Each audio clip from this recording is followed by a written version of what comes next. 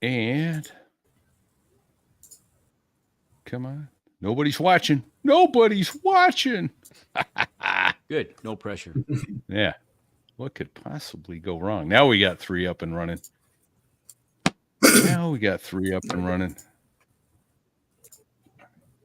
Not Titter, Twitter. X. I'm trying to publicize on X that we are indeed live as well. All right. There's there. For those that are just joining us, you see with Fig and me, Dan from the Danger Close podcast. And we're going to do something different tonight. It's a bit of a joint show. Not the joint. No. Like a group joint. A group joint. He's going to publish this in his podcast Not that there's anything wrong with that. Right.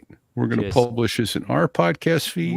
We're all going to do some, what is it, 420, 401, 420, you know. We're all subject to random drug testing. Every last one of us. Somebody's typing. Somebody's typing the shit out of their... That ain't me. Is that you, Bago? Bago? What's up? I wasn't looking. Was that you typing? Who was that?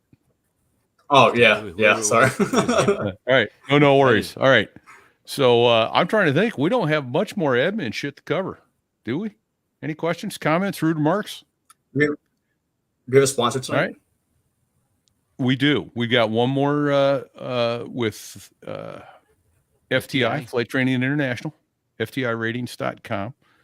We'll talk about them during the show. That's a 3.5 minute break to refill your beverages and empty your beverages.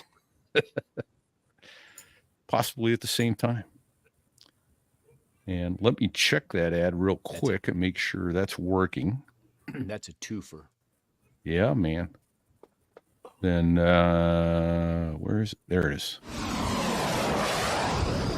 Hey there, Aviators. It's Fig and Repete, your co-host from So That. Recognize that guy.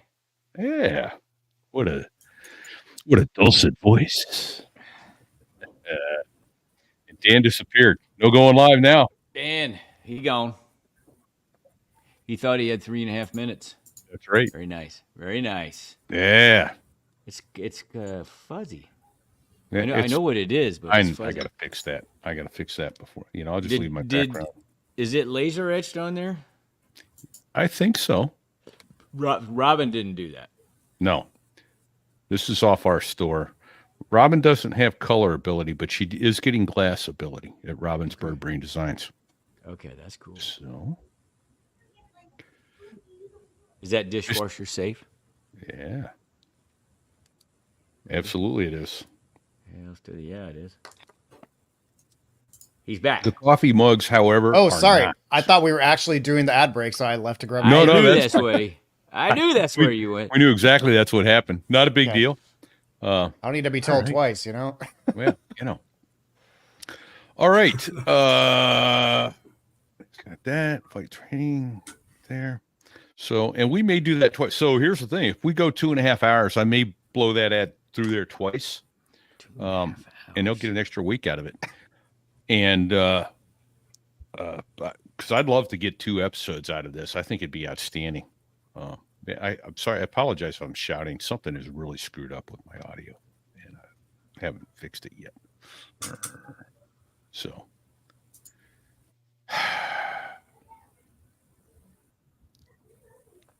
give me one more second here. I hear kids.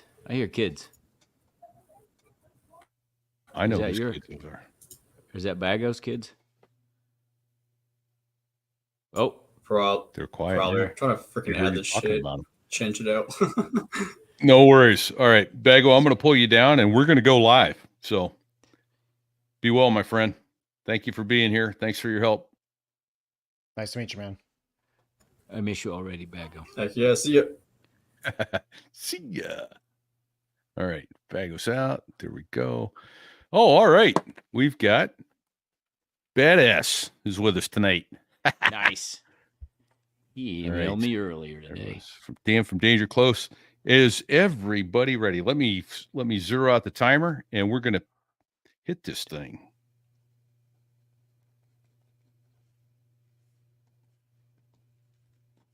Seriously? Why won't it? My timer won't zero out. There. My timer. I've got to fix this. All right. Well, I'm just going to call it.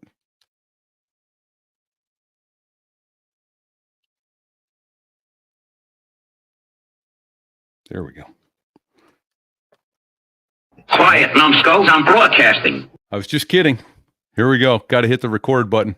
Wow, shit. And we're doing it. We're doing it. Oh, I already did. I'm not as stupid as I look. Here we go, boys. Hey. Oh, Quiet, one more numbskulls, time. I'm broadcasting. We didn't pre-brief it here since we got here. So when the music fades, you're ready for your "So There I Was" story, right, Dan? All right, cool. Then Fig, why don't you pick it up after Dan? I'll pick it up after you, and I'll introduce that we're doing a joint show. And here, this time for real. Quiet, numbskulls, I'm broadcasting.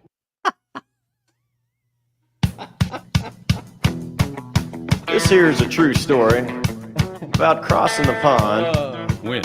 at night in the world's smallest cockpit on the tanker through the weather.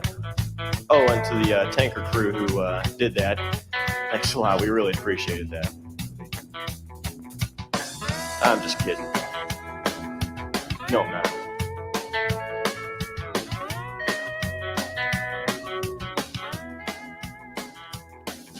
Well, there I was crossing the pond, and you could see that I wasn't exactly fond.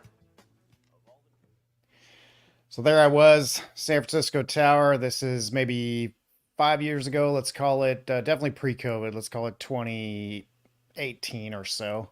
And I'm working local control, which is the position where you're in charge of the runways and any transitioning aircraft, the planes that are moving fast, let's say. And I've got an assistant sitting right next to me, which is standard operation. He's just listening, make sure I don't screw anything up. So it's not crazy, but relatively busy. I got an Alaska loaded on 28 right, going to depart westbound towards the ocean.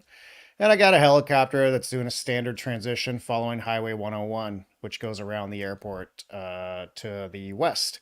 And, you know, we're Class Bravo airspace. We're required to separate these helicopters from the airliners. So I tell them about the traffic. I tell them to hold and wait, etc. And I'm departing north, right? We got 2 northbound runways and 2 westbound runways that we're landing on. And so I depart north. I got a pair, turn left, turn right. And I start calling the traffic to the helicopter. So I say, traffic's in Alaska, 737, on runway 28 right, in position, going to depart straight westbound. Cautionary turbulence, report that traffic in sight. They go, yeah, we got the traffic airborne to the north. I go, it was like a Virgin America Airbus. I said, no, ma'am, that is not the traffic. Traffic is in position on the runway, going to depart west. Report that traffic in sight. I need you to hold, wait for the aircraft to pass, then pass behind them, continue transition. Oh, okay. We got the traffic in sight. All right. I launch Alaska, 2 right, clear for takeoff, wind 2807. Go do some other things, right? There's always something to do. I turn around, I ship the departures to the north. I'm loading the runways. I'm doing this, doing that. And I look to my left, and I'm seeing the helicopters starting to move on the radar screen, but anticipated separation, right? There's nothing wrong with that. They're gauging their speed and planning on passing behind the Alaska. So I see that out of the corner of my eye, nothing unusual. Turn around again, and then another 10 seconds go by. All of a sudden, conflict alerts going off on the radar. My assistant looks out the window. I look out the window, and we see the helicopter just making a beeline for the departure end of 28 with Alaska just about to get airborne. No. And my whole life flashed in front of airspace. So while the GAs do some dumb stuff from time to time, you know, we're calling the traffic. They're aware of it. It's a busy airport. They know they need to avoid these airliners. But clearly she had made a mistake a second time and was looking at some other traffic. I don't know what, but it wasn't that one. So I'm looking out the window, and I got the helicopter at 800 feet northbound. The Alaska's just getting airborne, climbing towards them. And I know I only have about 3 seconds to make a call here. I'm not going to have time to make a second call. If I'm going to avoid a midair collision, I only have those 3 seconds. And because to my fault, I had not made a traffic call to Alaska before I departed them because I did not think this helicopter was going to be a factor. I decide to tell the Alaska pilot about this. And so I say, traffic's a helicopter off your left, supposed to be passing behind you. And right as I said that, this helicopter, which must have had a right cockpit window full of 737, saw him, dipped down, and flew right below them. The Alaska pilot never diverged course from their SID, and they just said, yeah, we see them there. Looks like they're passing below us. And then I shipped them to departure. But Holy I had to shit. change my pants that day. Eventually, the FAA investigates and they come back and they say, yeah, they had visual separation. Perfectly clean operation. It's on the pilot. Not your fault. And I was like, What? okay. I'll take it. Oh, jeez. Better be lucky Well. than good, I suppose. That, my friends, is how all scary air traffic control aviation stories start. This is Fig coming to you from, Kearney, Missouri, outside Kansas City. Where's my co-host? Nice. Yeah, Repeat here. I'm home in New Hampshire tonight for a few more days where I got to go off to training. But, oh, my God, that's terrifying. And as Sticks pointed out in the background, can never trust them helo bubbles, man. They're screwing everything Never. up when the world is going good. Holy smokes, that's terrifying. That, my friends, is none other than Dan from the Danger Close podcast. Former Marine, Semper Fi. Dan, welcome aboard. We got an email from Sadie over at backbeatmedia.com a couple 3 months back about doing a pod swap. You've heard us do podcast swaps before, mention other shows. In return, they mention us. And Dan said, I'd like to talk to these guys before I do a pod swap. And it all devolved, as you'll about to find out, into we're going to do a joint show tonight. So he's going to publish this in his feed. We're going to publish it in ours. And this is going to be outstanding.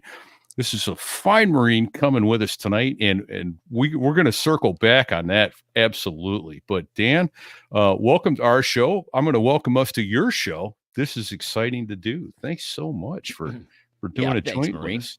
Yeah, thanks for having me. I've been excited about this all week. I wore my finest skivvy shirt for you guys because I don't have those fancy aviator polos. So I found the most Marine Corps thing in my closet that I could find. Dan, we know where we can get you one, brother. We know where we can get you one. We'll get you one, indeed. And, and I do have a little Marine Corps koozie, so Nice. I'm Marine Corps up for you guys. Nice. Very cool. Yeah, good to see a regulation olive drab green T-shirt. Oh, that's fantastic. Well, talk up your show a little bit. Intro your show because we've introed ours. Yeah. I haven't decided yet how I'm going to edit it or do it in my show. This is our first time doing this. I normally have two great co-hosts, Katie and Liam, who do our show with us. But because they weren't military and it was going to be just, too many chiefs, I figured this would be the best way to do this. So, our show is called Danger Close, a war film podcast. And we essentially, it's usually a 3-person show. Sometimes we do have a special guest if we have someone with expertise in the subject. And we have a whole team of people that do research for us. It's basically, long story short, this famous war film podcast called Friendly Fire, which is still out there and you can listen to, and I highly recommend. It was also a great show, just abruptly ended. And some of us in that community of listeners, after about a month, we were like, hey, you know what? I was like, I have podcasting experience. Yeah, I got the equipment.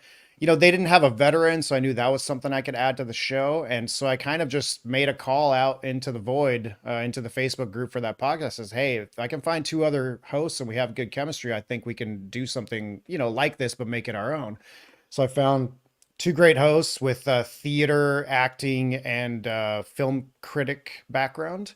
And then I do kind of the military history and that kind of stuff. And they bring in the comedy and some of the writing. And, it's mostly unscripted. We have a few scripted segments, but we went from initial concept back in 2021 to finished show. We did our first episode on Full Metal Jacket 2 weeks later, fully edited and everything. And I have been running after that cart and playing catch up ever since because yeah, that's Nice. as you know, podcasts are a lot of work, and I was kind of just flying. Wait, what? And This is learning. work?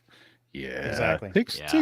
Takes a few minutes a week, to say the least. But Yeah. And I always wanted to incorporate veteran interviews into the show when I could, which I have done a few with, fellow Marines Yeah. and, infantry and aviation. And so having an opportunity to talk to you guys, I was like, well, bring them on. Anytime I could talk to veterans, I'm always happy to do that. I think it's important to get people's experiences down and recorded, especially some of the older folks coming out of the Vietnam era that are fading. Some of them just never tell their story, right? Their families don't know about it. So that was kind of the impetus behind the idea. And we've been doing it for 3 years. I finally met them in person for the first time in Pittsburgh. I'm getting married next month. And so I did my bachelor party in Pittsburgh and went and met up with them. They're in Minneapolis and Pittsburgh. And so we got to hang out for the first time in person.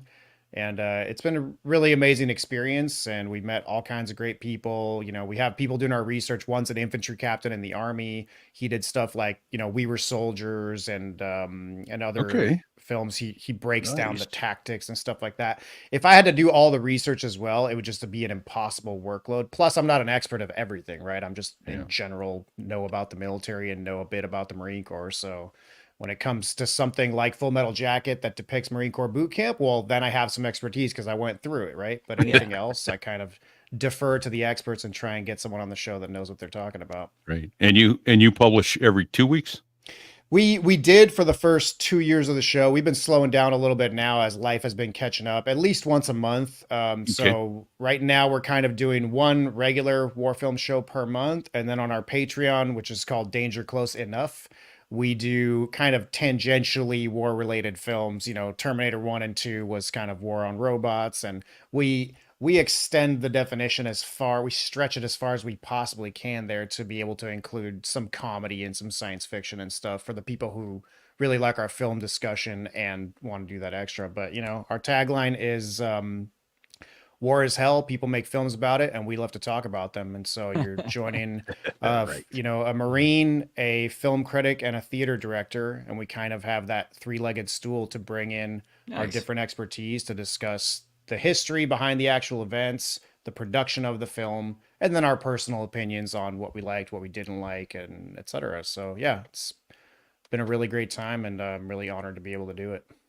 Nice. No, I'm going to go on record and publicly volunteer one of our guests, and hopefully you can hook up with him.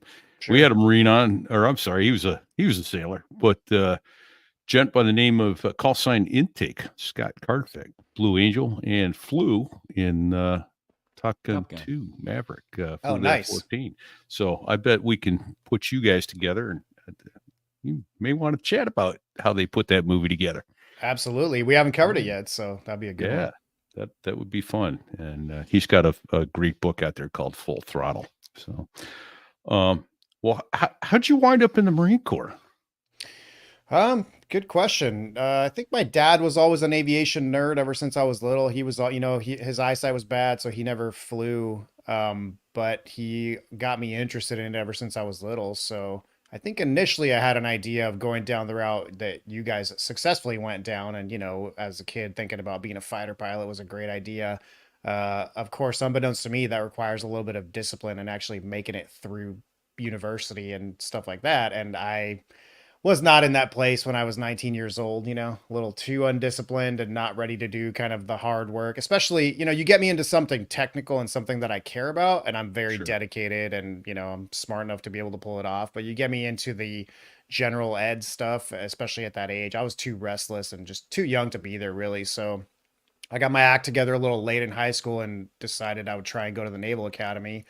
So I started taking AP courses and, clubs and sports and wrestling, swimming, and all the stuff that you need to be doing to be competitive for that. But I started that like my sophomore year, so a little behind the power curve. So I got a congressional nomination, but did not get into the Naval Academy. And my next best bet was, all right, go to college, walk on an ROTC program, there's several different ways, as all of you know, in the military to get your degree. And so I went to UC Davis for a year. Their ROTC program was at Berkeley. And they did Stanford, Cal Maritime, UC Davis, and Berkeley. It was kind of all the satellites went there. Yeah. And let me tell you, it's an interesting experience PTing with a Marine gunny running us through the streets of Berkeley on University and like actually be getting called a baby killer when you're like 18, Nice. 19. You're still a baby yourself. And I was like, this is a surreal experience. That's nice. So yeah, that's where that's where I kind of met my first Marines. The XO was an artillery officer, real hard ass, high and tight all the way. And the gunny ran a lot of the courses and the PT for the Marines, rifle drill, stuff like that. So I immediately was interested in, initially was going the Navy route and then kind of made an abrupt 90-degree turn and went directly to Marine option because it just seemed cooler. They seemed tougher. They seemed like extreme in a good way, And when you're young and impressionable, that's how meeting your first Marines tends to be. So, how'd you wind up as a air traffic controller though instead of a grunt, man? Hardcore. He scored too high. He scored too high on the ASVAB. Yeah.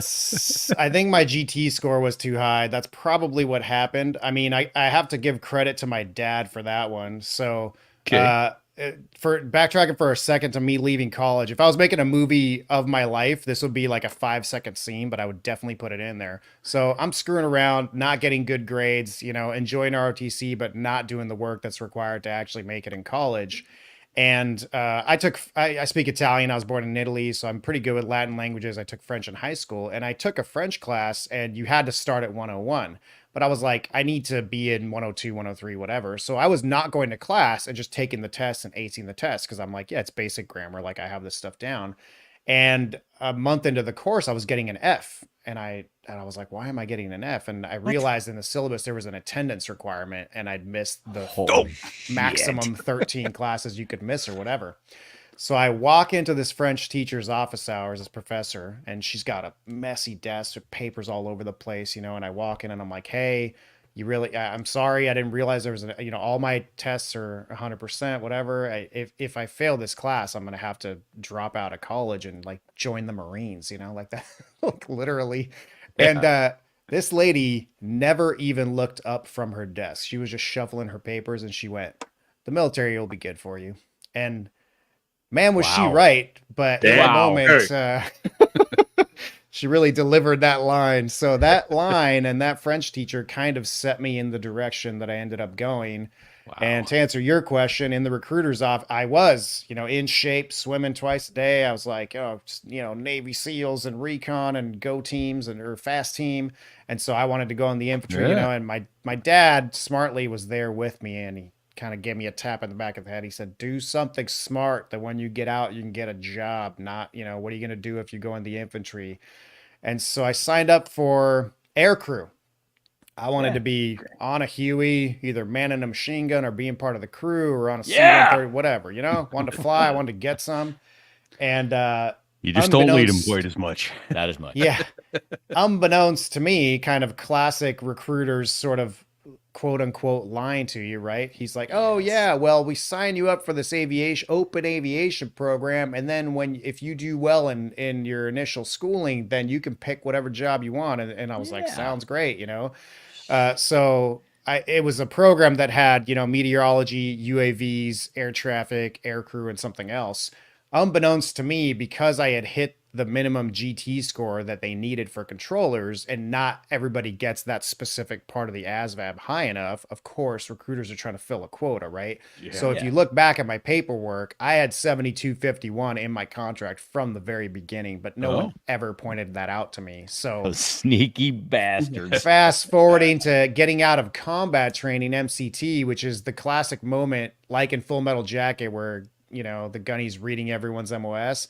Literally, it was like that. At the end of MCT, he's reading a paper, and he goes, air traffic control. And I raised my hand in the back. I'm like, hey, what the fuck is air traffic control? And like, no, I'm supposed to be air crew. And he's like, nope, says right here, air traffic control. You're going to Pensacola. And I was like, I don't know what the hell that is. And so the rest is history. Went to Pensacola, realized that it was actually a great job. And, I love the training and I love doing it. And I got to give it up to a little bit of dumb luck, a lot of failing up, and my dad for pushing me in the right direction. Better to be lucky than good. Always. Okay, Dan, what year was that? I went to boot camp beginning of 2003. It was January 2003. So I was in college for 9/11. It was my freshman year. I remember getting woken up in the dorms and seeing the attack and everything. And I was already on a military track, so that didn't really make me, quit college immediately and join the military because I knew I was kind of already going to do it. But within just a little, I mean, what, 2000? So a little bit over a year and a half, I was getting out of boot camp. All right, so boot camp. The arch, there it is. So you were, hold on a second. He's a Hollywood Marine, though, I bet. Oh, Hollywood. Yeah, okay. Definitely. What's your best boot camp story, memory? I mean, we all have them, so let's First hear day? yours. What the hell did I do? Yeah, definitely you get the yellow footprints feeling of what was I thinking. I mean, that's nothing new. That's Whoops. there. I have to say, and I could talk forever, so I took some notes and wanted to make sure I just highlighted the best stories for you. So I'm in boot camp and I start off and I'm squad leader. Then our guide, who's a fantastic guy, got injured. He had some kind of leg issue, got remanded to, some remedial platoon. And I was the only lazy. I was the only dumbass who was really good at drill because I'm like, my brain is anal and set up black and white like that. So like, you need me to make a 90-degree turn and hold the guide on parallel to the deck. Like I could do that. And so not through pure leadership, but just because I was the only guy who could handle the drill a month into boot camp, I got made, the guide and then later was the honor grad. But my dirty little secret that was well known to my platoon is they were like, that guy's not the best leader in the platoon. He just knows how to drill and nobody else was going to do that job. So there you go. And he just slid in there. He was the honor grad. Exactly. I caught that too. Yeah. Fucking slacker. So Come on, Dan. Got the free dress blues. But Nice. So earlier on in boot camp, I think I'm still a squad leader at this point. And so, you get tasked little things here and there. You're, helping the drill instructors, being assigned things, given small leadership roles. So we were going out for a run or something. And I'm in charge of my squad, and I'm literally going down the line with sunscreen, giving everyone a little dab of sunscreen in their hand as I go down the line. So squirt, squirt, squirt. I get to this recruit who was very, very like native looking Mexican, very, very dark guy. I've spoken to him actually recently since I can't remember his name right now. But I look very pale in the wintertime, but my dad's side is Sicilian, so we all get very dark, and we've got a lot of mixed blood and definitely tan in the summertime. And I thought nothing of it, but my reaction, so he asked me for more. I gave him the standard squirt, and he's like, "Could I have some more?" And I kind of said, "You don't need more. Like, you're fine, right? Like, what do you need more for? Like, you're brown. super You're already dark." brown, dude. Yeah, like it had nothing to do with race or anything like that. Yeah. Plus, it's just something that's coming out in the moment. But I would have said the same thing to myself, right? It's like, I don't need more than that. Yeah. And I could tell very clearly from the look I got back from him that he did not take it well and that he took it as some kind of slur or something. But, again, your drill instructors are nipping at your heels. People are throwing shit. You don't have time to linger on stuff like that. So I just moved down the line and moved on.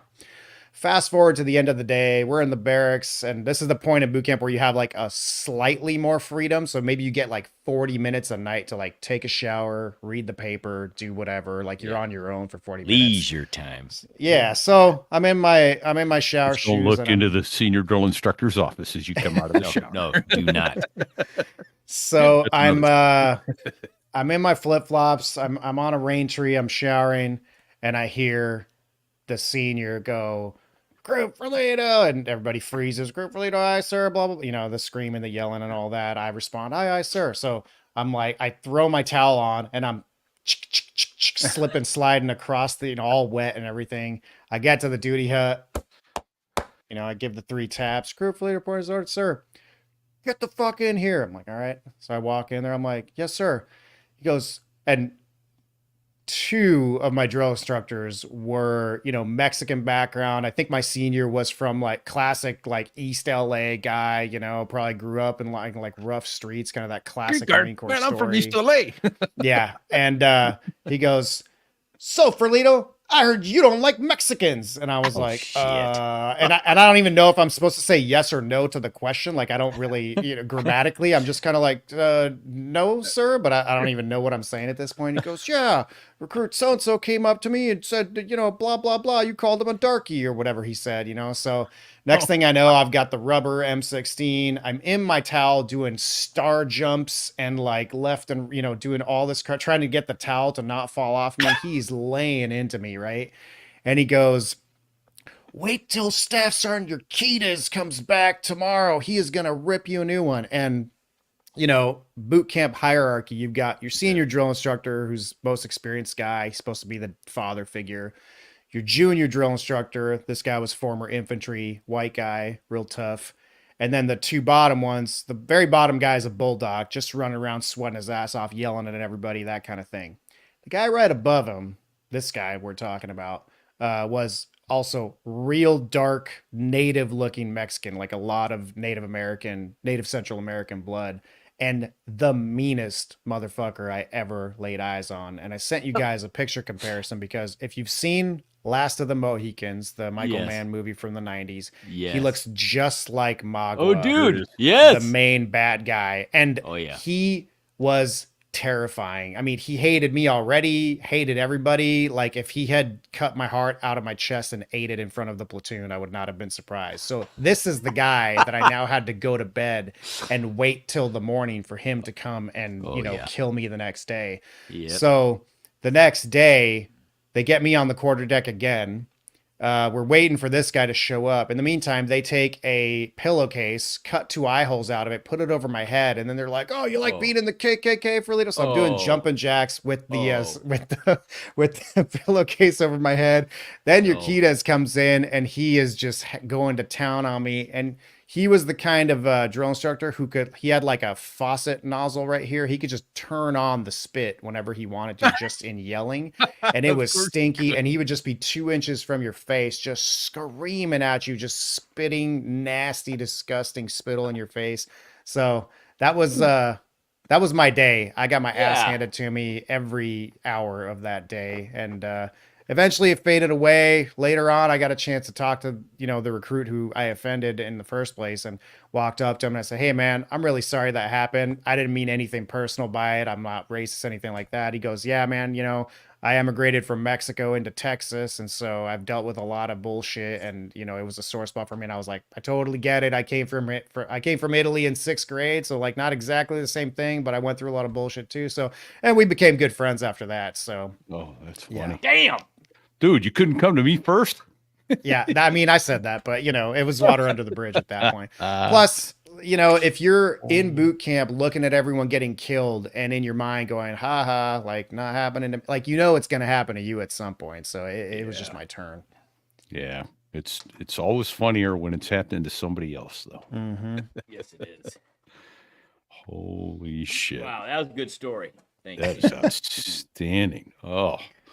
So your A school, technical school, was in Pensacola. That's a horrible place to have to go to school. Right. I mean, it used to be in Millington, Tennessee, right? So I was like, I'm sorry. Let me interrupt ever so briefly. I want to back up just a little bit. So a lot of us know what a guide and a guide-on is, but if you could chat about what that is for those that have never served any time in the military and don't know about drill and all that, would you explain the guide and the guide? Sure. Yeah, I mean, if you look at pictures of platoons at boot camp, you will see, so that 2125 that you see there, so the flag itself is called a That's on our guide live on. stream picture. Yep. And the guy carrying, so it's a 7-foot long pole with a small 2x1 triangular flag on it. It's usually crimson and gold, right? Marine Corps colors. And it has your platoon number on it. Which I'll be damned if I can remember mine right now, but we were a hotel company. And the guide serves a dual purpose. You are leading the platoon in drill, so you're at the front of the platoon. The guide on is also, it's different from a rifle, but you do similar things when you're saluting and you're at port arms and parade rest, etc. There's a whole process. There's a guide on manual, and it's different from anything else that the other recruits have to do. And again, you lead the platoon from the front, but it's also a leadership role. So when you're not marching and you're actually in the squad bay, as the drill instructors start to release you more to your own reconnaissance during the day, if anyone's going to be in charge, it's you, right? For example, one time we were taking a head break where it's like, all right, everyone freeze, stop, go ahead, 3, 2, 1, blah, blah, and everyone's running like crazy going to the head. And then everyone was done, and the drill instructor was like, the streams. they forgot about us, right? Like they got busy in the duty hut doing something, and we're just all sitting there like assholes in the bathroom in the head. And I'm like, all right, it's been 4 minutes. I'm pretty sure we're supposed to be somewhere by now, right? So I'm like, perfect opportunity, leadership opportunity, right? I got to take some initiative here. I'm like going through the manual in my head. I'm like, I'm going to get the recruits all lined up online at attention. We'll be all cleaned up and ready to go for whatever the next evolution is. So I call the command to get back online, right? Which I don't even remember what it is at this point. So everyone starts streaming out of the head, running towards barracks. The junior drill instructor with polished black boots, right? Former infantry guy. Walks out, he goes, 0! Everyone freezes, right? The entire platoon stops. He goes, who the fuck put you back? Get the fuck back in my head, right? Everyone runs back to the head, and I'm like, man, no matter what I do here, I'm wrong. No, you damned if you do, damned if you don't. He goes, guide, get the fuck it. So, pulls me into the office, right? And comes up close. He goes, you don't fucking ever tell my platoon what to do, this and that. And he got me in a headlock, and then he leg swept me and swept me off my feet and to like 2 inches from the ground. And it was a peek behind the scenes because it made me realize that I was like, oh, he's trying to intimidate me, but like he can't actually hurt me. So he gave me a full on leg sweep, got me to the ground, and then, had his face 2 inches from mine.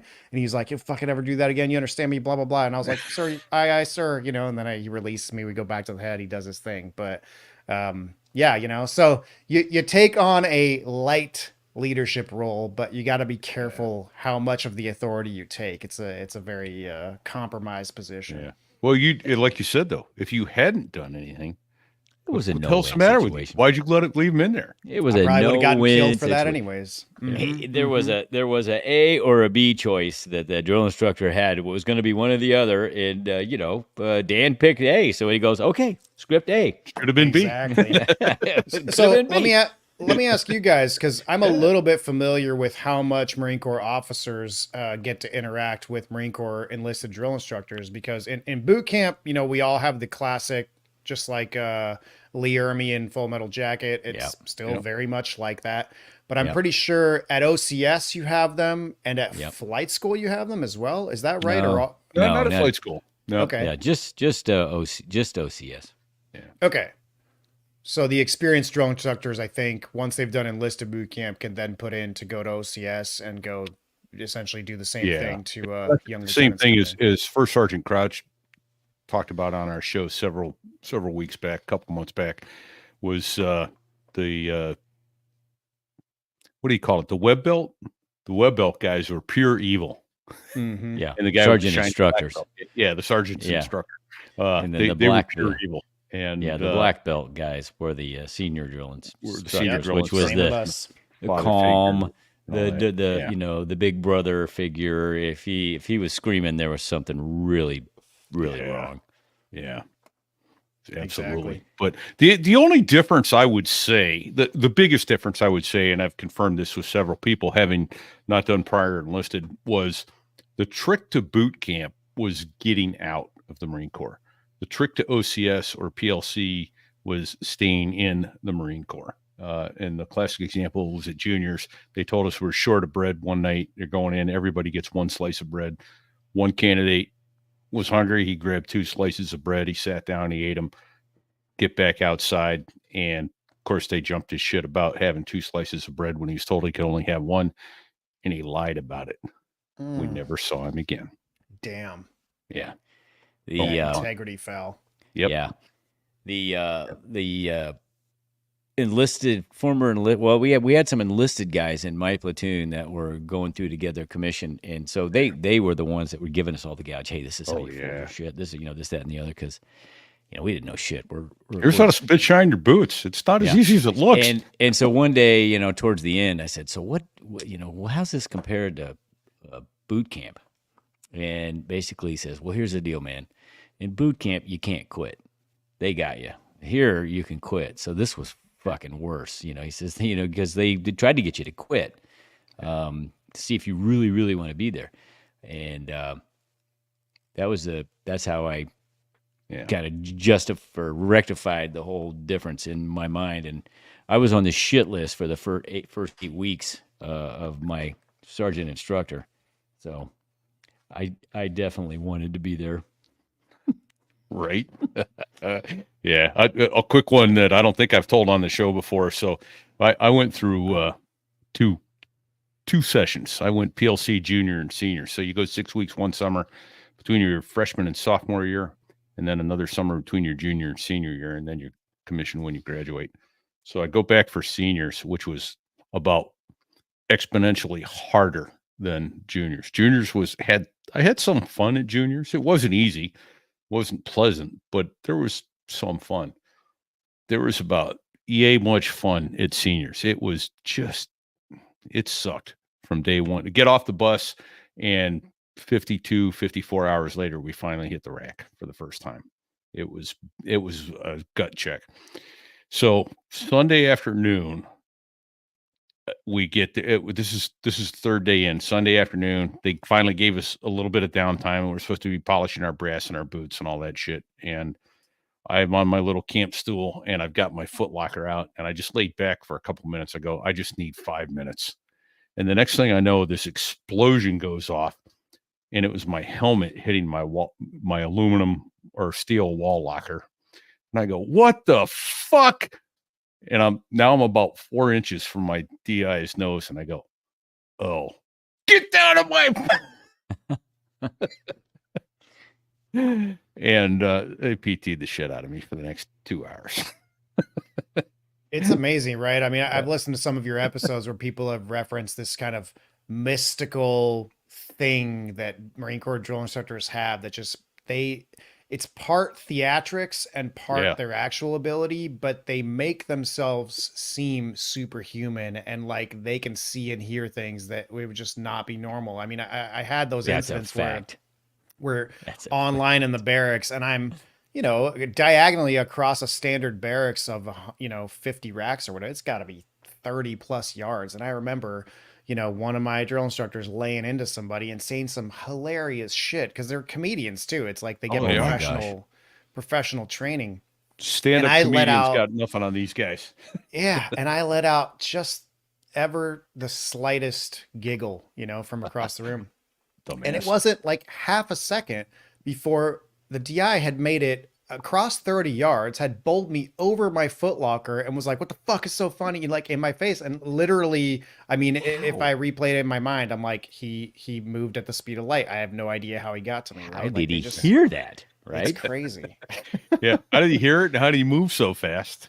Oh, man. But those guys are superhuman in so many ways. But I also found them to be, and you probably found this too, they don't want you to fail. They want you to succeed. So they screw with you to try and get you to quit, but they also want you to succeed and pass a lot of good knowledge on. So I mean, they make Marines, they know how to do it. It's a tried and true thing that they've been doing for many, many decades, and the program works. Yeah, it absolutely does. Oh man. My rack committed suicide due to its lackluster appearance. A twin bed can go through a standard window with enough force, according to Sticks. So he did a service academy thing. So same thing there. And then let me relay one real quickly. This was First Sergeant Crouch, and one of the pictures he sent us, we didn't tell this on the show or the extra, my gosh. Yeah. but this is one of the funniest ones. Yeah. So he's one of the pictures he sent is Francis learns a lesson. I'm looking at it and I go, what the hell is that? Are those gumballs all over the deck? Because it's just enough blurry. And he's standing there with his campaign cover on and his arms folded. And he's kind of cross-eyed. And actually, his arms aren't folded. He's breaking something open in his hands. And he said, yeah, Francis. Oh, and Francis, by the way, is standing there with a rifle over his head, his cover on the deck upside down. And there's just shit everywhere. Boxers. It's He's like in a million boxers. gumballs. Yeah. I was like, the kid was in boxers and flip-flops. And he had like, a rifle what the hell is going on? He goes, oh, well, Francis left his wall locker unsecured, and I found $174 in his wallet. And I did him a favor. Since no one ever steals loose change, I went to the bank and had it all changed into pennies for him. 17,400 pennies all over the place that no one's going to steal. I mean, that's a special kind of sadistic. Yeah. God bless you, First Sergeant Crouch. Yeah. I love it. Oh, man. Amazing. Fig, what's your favorite story from OCS? Well, I'm going to try to get through this, and I'm going to change the name so the innocent Guilty. Yeah. So let's say this name was candidate Samba, all right, and he was going to be an attorney. He had graduated from law school, and he was there to go to OCS, and he was going to be a JAG officer if he made it. So we had just been issued all the, one size fits all boxers and T-shirts and all that bullshit like the day before. And so, it's 3:30 in the morning. The light in the squad bay flicks on, and then the shit can goes down the center, and he's banging on the sergeant instructor's banging on the lid, screaming, get the fuck up, get out of the rack, Lights, so everybody lights. yeah. So he's screaming, and so I run, I'm standing on line. I'm looking at the guy across from me, and he's off to my left, at the far end of the squad bay, just, yelling, screaming at everybody. And in mid-sentence, in mid-syllable, he stopped. Oh. And I mean, it was silent, like you could hear a pin drop. And then I heard him say, real low, what the fuck is that, Samba? And so obviously, I had to look. I took a quick glance, and oh boy. So here's what I saw. So this kid was real tall and dangly, had big thick glasses. He was standing there, and we all got the same size boxers on. They're like fucking giant. He's standing there, and his fly is wide open, and he's got morning wood, and it's sticking out of the fly. and this dude, he gets over there, and I'm watching with my eyes turned, and he's like, he's doing this. Looking What down. the fuck is that, Samba? Sergeant, shut the fuck up! I'm gonna count to 3, and you're gonna put that away. And I'm looking at the guy across from me, and he's tuck a peek, and we're crying. We both have tears running down our face because we're standing there trying not to laugh. And so this goes on for a while, and then eventually he, gives us all 3 seconds to make our rack, and we go on with the rest of the day. But he spent 4 or 5 minutes working on this poor guy. So the next morning, same shit, right? Next morning, lights flick on, shit can goes down the middle of the squad bay, and he's yelling, screaming, get online, get online. And then after he yells at everybody for a few minutes, he says, okay, I'm going to give you 5 seconds to make your rack, 1, 2, 3, go. And so, it's just a sweat exercise. So I'm pretending to make my rack, and then I hear down at the far end, holy shit, Samba, what the fuck are you trying to tell me? So I looked underneath so I could see. He had went to bed with his boxers on backwards, and now he's bent over trying to make his rack, and his whole ass is hanging out of that giant fly, right? Oh, that was before Don't Ask, Don't Tell, Yeah.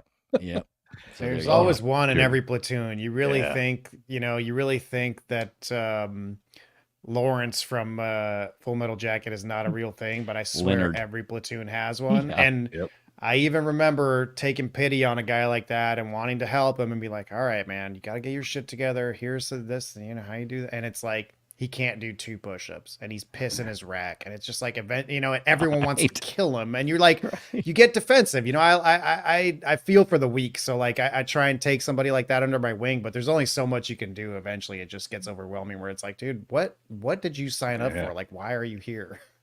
Yeah. So, all right. Well, we took that detour. Let's head back to A school. Pensacola. What was air traffic control school like? Well, unfortunately, I didn't find out for 4 months. I get to Pensacola. It's like black flag all the time, right? It's 1,000% summertime. humidity. Yeah. 100 million degrees. Yeah. I get there in June or something, so I haven't been to Florida before. And, Pensacola is basically Alabama. I mean, it's way deep in the panhandle. No, of, it's L.A., lower Alabama. Right. So we get there and we start doing all our stuff to class up, and you start making friends in the the inbound platoons and however they organize it. And so I'm starting to make friends, and I know who I'm supposed to class up with. You got a timeline in 5 days or whatever. Go through the process, go get my EKG, they're checking my heart, and the EKG comes back and they're like, oh yeah, this happens sometimes. We got to wait for the cardiologist to come back. And I don't know what kind of leave this guy was getting in the military, but this guy was not coming back for 3 or 4 months, and I could not do anything until the cardiologist came back. So I sat on barracks support and worked straight graveyard shifts, which was shitty because I wanted to class up and get done. And the school itself is only 4 months. So by the time I started, I could have already been done. Right. And my friends are moving on without me. And so that part sucked. Barrack sport was not bad because you just pulled duty all night for 12 hours and you wore a uniform then. And during the day, you didn't have to go to any, assemblies, formations. You could be in civvies all day. And so you kind of had the days off. And then weekends. So it wasn't the end of the world. I spent a lot of time at the Floribama. If you guys are right on. Yes, sir. Yes, sir. As a 20-year-old, getting the black X's on my hands and then going to the bathroom, washing them off so that I could go drink, which so you could drink. Yeah. Worked so those that don't know it, the Floribama is a bar that is literally across the Florida-Alabama line on the Gulf of Mexico. And there are probably 6 or 7 stages in there, some great music. But you're literally in Alabama and Florida. The border's on the floor. There's a red line on the floor that is the actual state line. Through the middle of the place. Yeah. Yeah. So, wasn't the worst way to spend 4 months. And of course, I'm staying in shape and working out and still making friends and whatever. And cardiologist comes back, takes a look at my chart. He goes, oh, yeah, this happens. Your heart's too good for the machine. So it's like reading an error.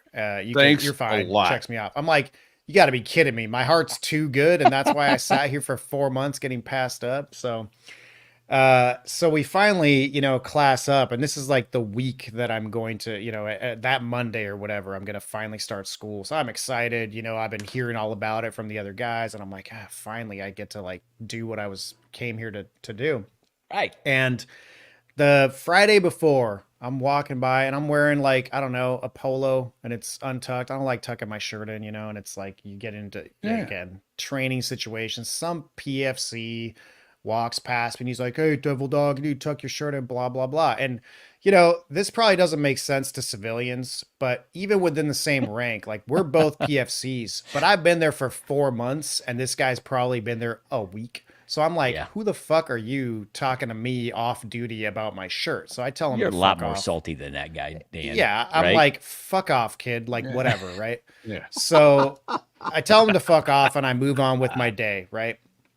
Unbeknownst to me, this kid went and like tattled on me. So wait a minute. Is this the kid you forgot or wouldn't give extra suntan lotion to? No, that's a different guy. No, that's not this. That's guys got a habit of going off and telling the senior folks. No, this situation was much worse because this guy definitely had no business telling anybody anything about me. I don't even think he knew my name. Like I didn't know him. He was just a random guy. So I don't even know who he told what. But anyways, I don't know any of this. We're classing up. It's Monday. We go to the chow hall. We're getting chow. And then we notice the platoon's forming up to go to school. For some reason, we got the timing off by 3 minutes or whatever. So we're running late. They're forming up. We still have trays. We're like, oh shit, we got to go. Turn in our trays, run up, get it to the platoon, fall in line. And there's some PFC in charge, right? And he's calling roll. And he goes, he calls out the 3 of us who were in the chow hall. He goes, A, B, and C. You're a UA, right? Unauthorized absence, basically like AWOL. And I was like, what? Yeah, you can lose money and get restricted for that shit. Yeah. And like missing a movement or something. So, I raised my hand. I'm in the back. I'm like, no, hey, we're right here. Absent requires you to be absent. Like, I'm like, we're right here. And again, I'm a little salty because I've been waiting 4 months. All these jackasses just got here this week. Right. So I'm like, can we get a move on? Like, I'm not trying to deal with this bullshit. We're not in boot camp anymore. Again, all of my 6 months of Marine Corps career experience at this point. And he goes, He doesn't look up from his paper. Again, this is a brand new guy, another PFC who just got put in charge of the platoon. Doesn't even look up at me, which apparently is a thing in my life. I don't know why. And he goes, tardy is the same thing as UA. You should have learned that shit in boot camp, son. And this is in front of like 20 people, right? And I'm like, first of all, I'm not your son. Secondly, like that's not how that works. He goes, all right, we'll like talk about this later or something. He dismisses me and we get information and we march up from the chow hall to the schoolhouse, which is whatever, a quarter-mile march or, the way you're supposed to do it. We fall out, we get into the schoolhouse. Again, I'm trying to find out, oh, where's the classroom? What are we doing? And I hear, I'll make up names, but I mean, I can use mine because everybody knows my last name if they listen to the show. So they're like, Ferlito, Adam Smith, report to the goat locker. And we're like, okay, what the fuck's a goat locker? So goat locker, of course, is the instructor's break room and hangout room, whatever, where they're at. So we go show up, and, they're in front of me. I'm last. So they pound on the door. They go in. Hey, what's your problem? Why were you late? Oh, sorry. Won't happen again. I start. All right. You dismissed. The number 2 guy. Oh, so why were you late? Oh, sorry. It won't happen again. All right. Get the fuck out of here. Ferlito, get your ass in here. I hear this like very drill instructory kind of voice. And I'm like, oh shit. And I walk in at attention, right? Or I'm sorry, at parade rest. I walk in, put my hands, squarely behind it. It's a slightly more relaxed version than attention, but still respectful. And you can address a superior like that. And I walk, again, a classic movie from the film of my life. If I'm shooting a film, like this scene is definitely in there. So picture, a mix of lockers and like a kitchen area and then some desks and a hangout area for these instructors. And I see a pair of boots I see a pair of boots just kicked up on the desk with a paper, like a newspaper. So whoever's behind it, all I can see is the newspaper. And I had heard rumors about this instructor who was on leave. So no one had actually interacted with him yet, but he had a reputation. And this was the time, after the late 90s, where a lot of infantry guys were not getting jobs out of the Marine Corps. They were getting this reputation for being trigger happy, so police departments weren't hiring them. So a lot of them were re-enlisting and lat moving to other jobs. So a lot of these ATC instructors were former infantry, and this guy was one of them. So I had heard all these rumors about this guy, but I hadn't actually met him yet. This is the day I got to meet him. So he unfolds his paper and throws it down. And then he stands up and walks towards me. And again, I'm at parade rest. He goes, oh no, you're at attention right now. So I snap to attention, I'm like, hi, Staff Sergeant. And he starts kind of circling like a shark around me. He'd also been a drill instructor. So again, he's got all the moves. He goes, he's turned it on. All right. That is first. Well, and he kind of like a blender, he kind of starts on low and then just starts to crank it up. Right. So he goes, you know who I am, Ferlito? I'm like, Staff Sergeant Lindsay, Staff Sergeant. And he goes, I've been on leave and I've been back for 5 minutes. Or he goes, I've been back from leave for an hour. You know how many times I've heard your name? I've heard your name 5 times. 5 fucking times for later. And now he's like, he's turned the spit on. He's in my face. And now he lists this like list of discrepancies, which ends with me talking shit to this kid who told me to tuck my shirt in, right? And there was other stuff like I'd requested leave, and it's like, how dare you request leave? Just bullshit like that. Tardy to formation, and I mouthed off to some other PFC, and so I got my book bag in one hand and my cover, my hat in the other hand, and I'm at attention, and he goes. He goes, you better put that bag down so it doesn't fly across the room when I punch you in the chest. And I was like, oh shit, am I about to get knocked out right now? And like, I don't know what's happening, right? I'm just like bracing for impact because again, I've been through boot camp, so I've been through this before. And he's like, you like being a PFC? Because I'll make sure you're a fucking private before I kick you out of my goddamn schoolhouse. Just going to town. And then like slowly I realize that out of the corner of my eyes, I can see, and this is a Navy school. So it's like, 10% Marines, maybe. The rest are all Right. sailors. Yes. And I see all the AC1s and AC2s just rolling, like they're dying. One of them's on the floor laughing, and I'm like, okay, this guy's putting on a show. So I realize what's going on here, right? He's using me as an example and trying to scare me, blah, blah, blah. So he goes, he's like, if I hear your name one more time in these 4 months, you are fucking done. Get the fuck out of here, right? And I'm like, I start, I cut the C and trace about, right? I do an about face, and he goes, TikTok, and I fucking run for the door and go to class. So, we start the day off, we're doing charts and pubs, and I sit down in class, and it's me and 2 other Marines and the rest of the sailors. And then I somehow mentioned, I think I just mentioned why I was late to class. I'm like, sorry, I was getting my ass handed to me. He goes, oh, that was you? Oh, man, we could hear that like across the hall all the way down to school. So that was my first day at a school. And then, we go through the curriculum, and it was cool. We started with charts and pubs. You really try and file a flight plan. Yeah. And go from wherever to wherever, following, J routes and Victor routes and whatever you're doing. And then you do meteorology, and then it's all the book work up until you start doing tabletop exercises, which is basically, an airport with little toy airplanes, and you start practicing what it's like to taxi talk to them a plane, around the and stuff. pattern. Taxi, work the pattern, downwind, extend downwind to follow. Eventually, even in 2003, they already had simulators. So eventually we're going to end up doing a month in the sims and then a final test where you have to finish in the simulators. So that was school. And the whole time, in my mind, I'm like, oh, I'm a fucking failure. I have to somehow get back to the good graces of this staff sergeant, because, otherwise I'm a piece of crap, whatever. And so this guy was a fast runner, right? So we're going out for all the runs. And I was in the back of the rabbit pack. So like I ran with the sprinters, but I was probably the slowest out of them. So, decent speed. So I'm trying to keep up. Every run we're doing, I'm trying to impress this guy. Like I made it a point for the next 4 months. I need to make up my reputation as a shitbag, from this one incident. And, fast forward all the way to almost Christmas time. We're finishing school. I've passed the final test. I've done, the simulator, etc. And we're getting orders. And this was true. The way it worked at the schoolhouse at the time is if you're number 1 in the class, you get first choice, right? They ask you East Coast, West Coast. And then if they can give you a choice beyond that, they'll actually ask you where you want to be stationed, right? Yeah.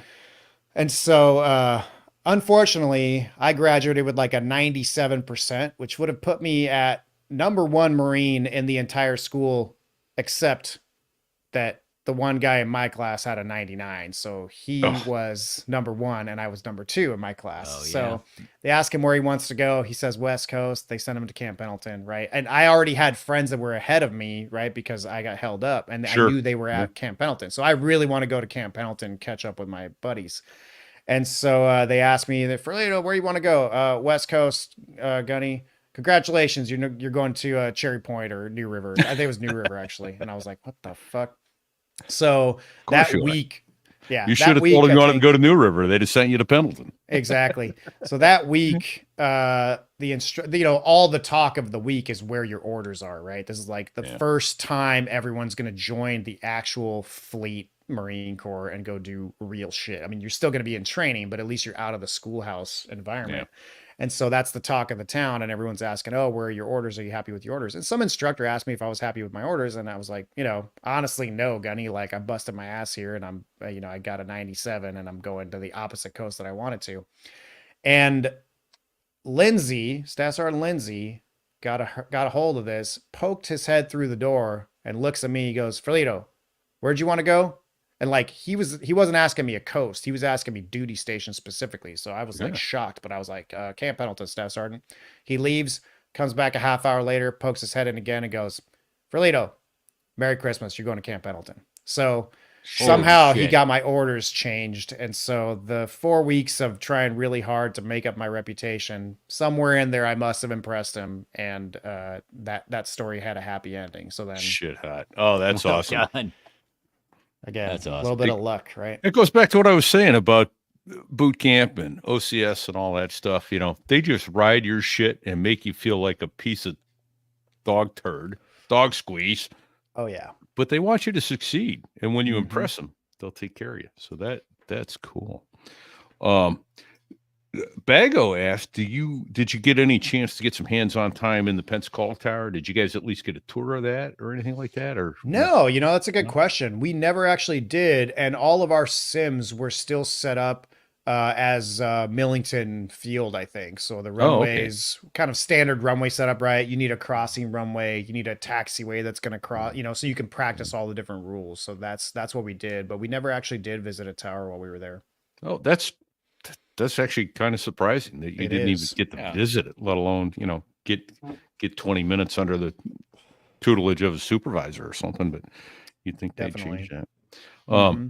We're several minutes into the show here. I'd like to come back and talk about some funny ATC stories. I know Fig's got one or two. I've got one or two. And I'd be interested in your perspective from a controller on some of those. But I think the other thing that I'd like to do is take just a minute to chat about our sponsor this week, which is FTIratings.com, Flight Training International. So let's do that and then come back and talk about funny ATC stories. Hey there, aviators. It's Fig and Repeat, your co-host from So There I Was, the show where we share all the wild aviation stories and maybe even a few tips and tricks along the way. That's right, Fig. And speaking of tips and tricks, let's talk about something every aviator contemplating the leap into commercial airline flying has to face: getting that airline transport pilot rating, the ATP. The good old ATP rating. Remember those days, Repeat? Ooh. Getting your ATP with an FAA examiner in a piston engine plane that smelled like 100 low lead in somebody's old socks. You've never been inside of it before, let alone flown it? Right? Those are crazy days. But you know what? Our friends over at Flight Training International have cracked the code on making this transition to getting your ATP or type rating way easier. Founded in 1991, these guys have been helping pilots like us navigate the tricky waters of transitioning from military to commercial flying, or from commercial multi-engine rating to the PhD of flying the coveted airline transport pilot rating. And get this, FTI was originally founded to provide type ratings to pilots eyeing jobs at Southwest Airlines. And talk about experience. The current owners have over 37 years of aviation under their belts. They've flown operationally in both the U.S. Navy and the Air Force, and they've been training pilots like us for the last 25 years. And they've got an impressive list of clients, from the Air Force and Navy to FedEx, United, and even government agencies. These guys are the real deal. Oh, absolutely, Fig. And they specialize in helping pilots just like you and me transition smoothly into the airline world. Whether you need an ATP CTP, which is what Congress mandated 10 years ago to even be allowed to take the ATP written exam, or an ATP rating or a type rating, they've got you covered. And here's the best part of all, folks. They're VA approved. That's right. Veterans, you can use those benefits to make your transition even smoother. Nice. Oh, and let's not forget about their instructors. These guys are active and retired airline pilots, many of whom are veterans themselves. No 300-hour wonders here, just seasoned professionals who know the ins and outs of flying airliners. Plus, their training materials are top-notch, all iPad-based, so you can study at your own pace, wherever you are. And their courseware includes everything you need to succeed, from manuals to sample orals. And get this, Fig, their footprints are designed to require minimum time on site, so you can save your leave for terminal leave instead of spending it all in training. That's awesome. So what are you waiting for, aviators? Don't waste your time with some designated examiner in a light twin. It smells like socks and 100 low lead. Head over to FlightTrainingInternationalRatings.com. That's FTIRratings.com. And tell them you heard about them on So There I Was for a $100 discount on any course you choose. That's FTIratings.com for all your aviation training needs. Remember, when it comes to making the leap into the airline world, Flight Training International has your back.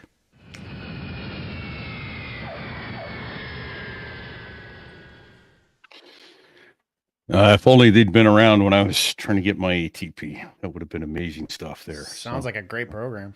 Yeah. Pretty cool.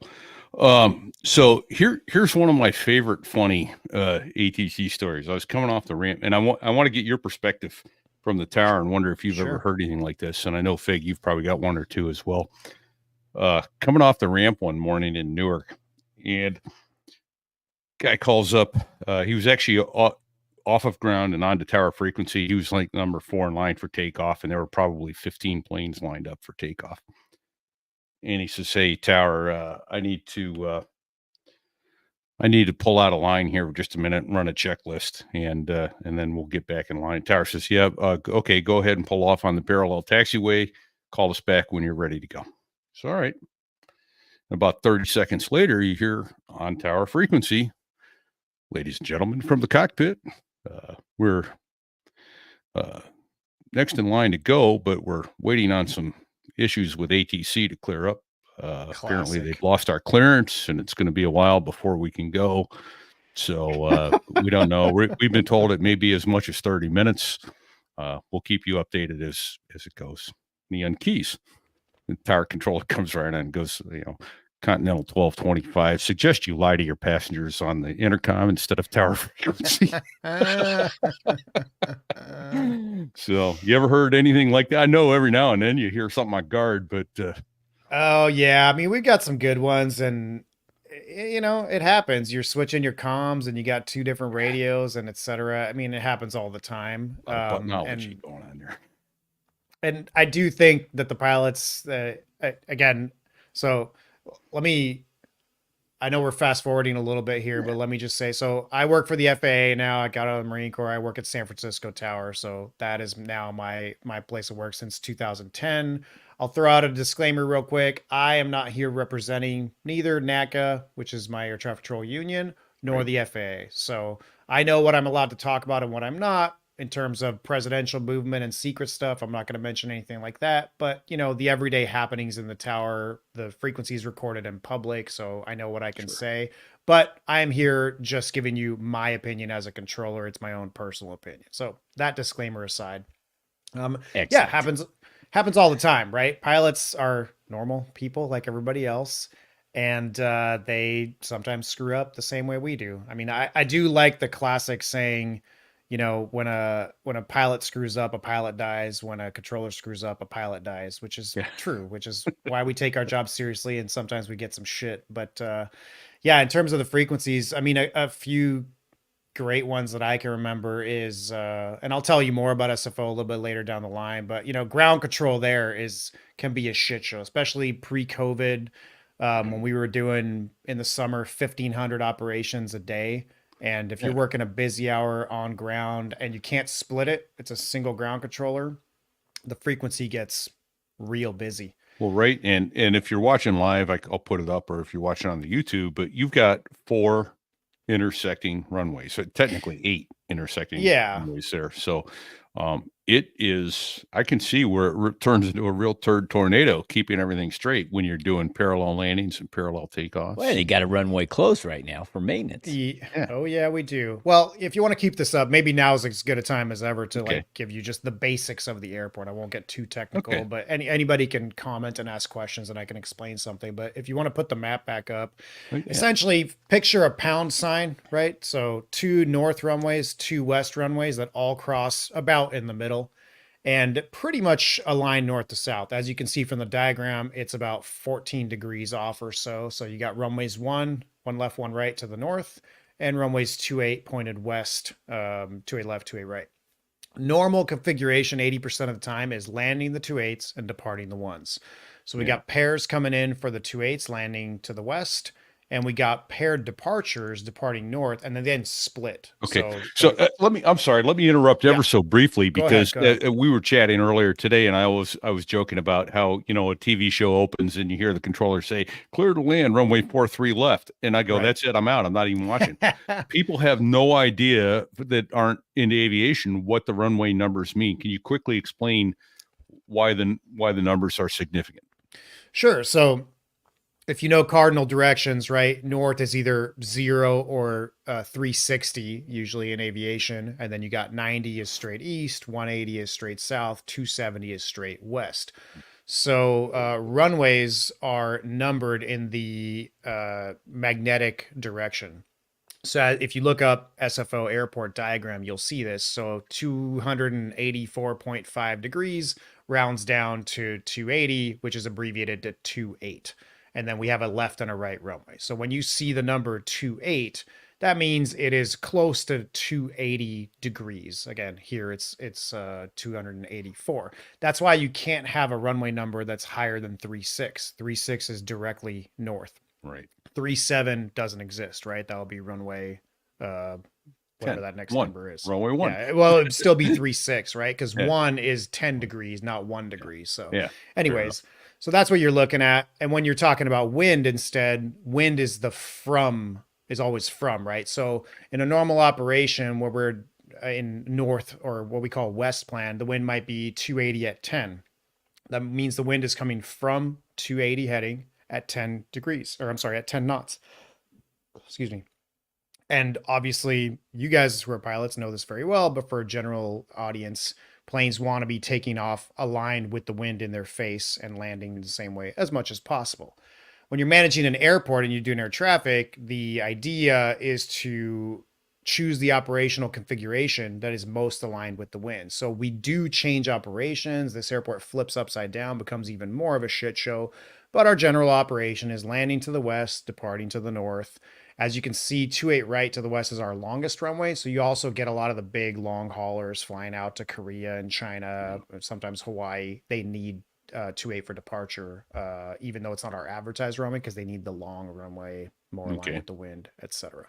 So now, if you were to zoom in, with the unique thing about SFO is that you have 4 runways that all cross at a high energy point in the middle. Oftentimes, crossing runways, they cross like at the departure end of the runway, where the chances that a plane actually hits anything are very low.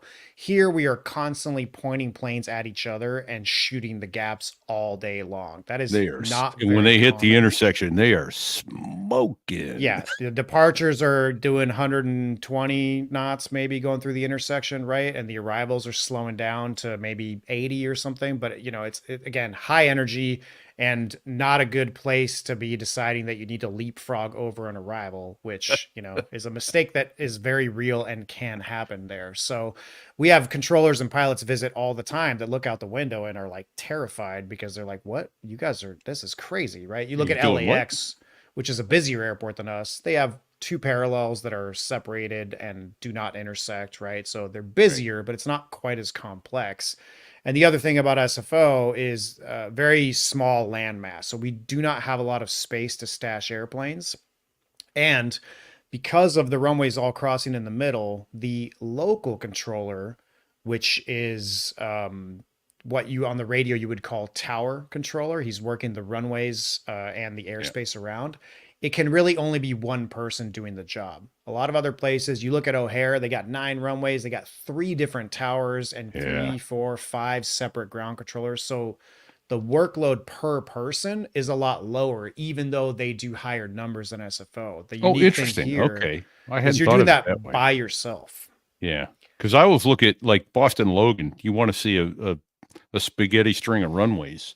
They got all these intersecting parallel crossing runways, and they have 2 tower frequencies. So, Exactly. I'm assuming those guys, they're going to be standing right next to each other talking, right? Sometimes a place has a single tower with multiple local controllers, but other times, like O'Hare has 3 control towers because it's very spread out. So again, when it comes to the workload per person, SFO is pretty high up there in terms of volume and complexity. Yeah. You do have an assistant that sits next to you and listens, and they do coordination and altitude restrictions and stuff like that. And they're there to stop you if you're about to do something real stupid. But in terms of actually working the runways, you got to do it by yourself, which is a lot to ask a brand new person coming in. Yeah. Ground control is often one person. Sometimes if we have the staffing, we split it in 2. So that's kind of the basics of SFO. I don't want to bore anyone, especially if you don't have the diagram in front of you, but I wanted to kind of give you the background a little bit.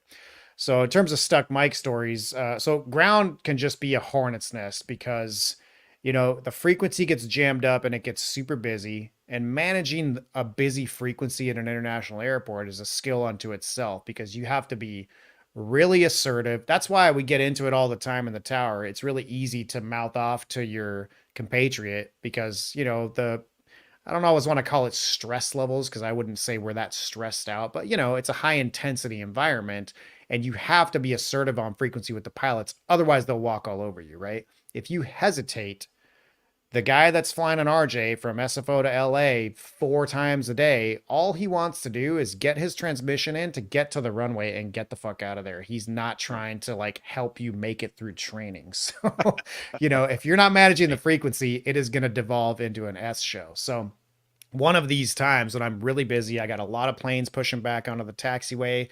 And what's happening is a lot of pilots are stepping on each other, right? Everybody's calling for taxi at the same time. And in your ear, that sounds like, you know, it's just terrible. You can't hear anything and you don't know what the hell's going on. It's just one frequency. So I got like 4 planes pushed back and they're all unhooking from their tugs. And so I just have to guess at this point who's trying to call me because I've already said blocked. I've already said 3 calling at once and I can't get a clear frequency. So I reach out to a US Airways Airbus at this point. So Cactus is the call sign, right? Same as the flight Sully was flying back when we had a Cactus call sign, which is an old America West call sign. That's where that comes from. And so I go, Cactus 1442. I think that was you. Runway 1 right, taxi via Alpha Alpha 1. I hear him key up. He goes, "We're not ready, you idiot." Oh boy. And What a douche.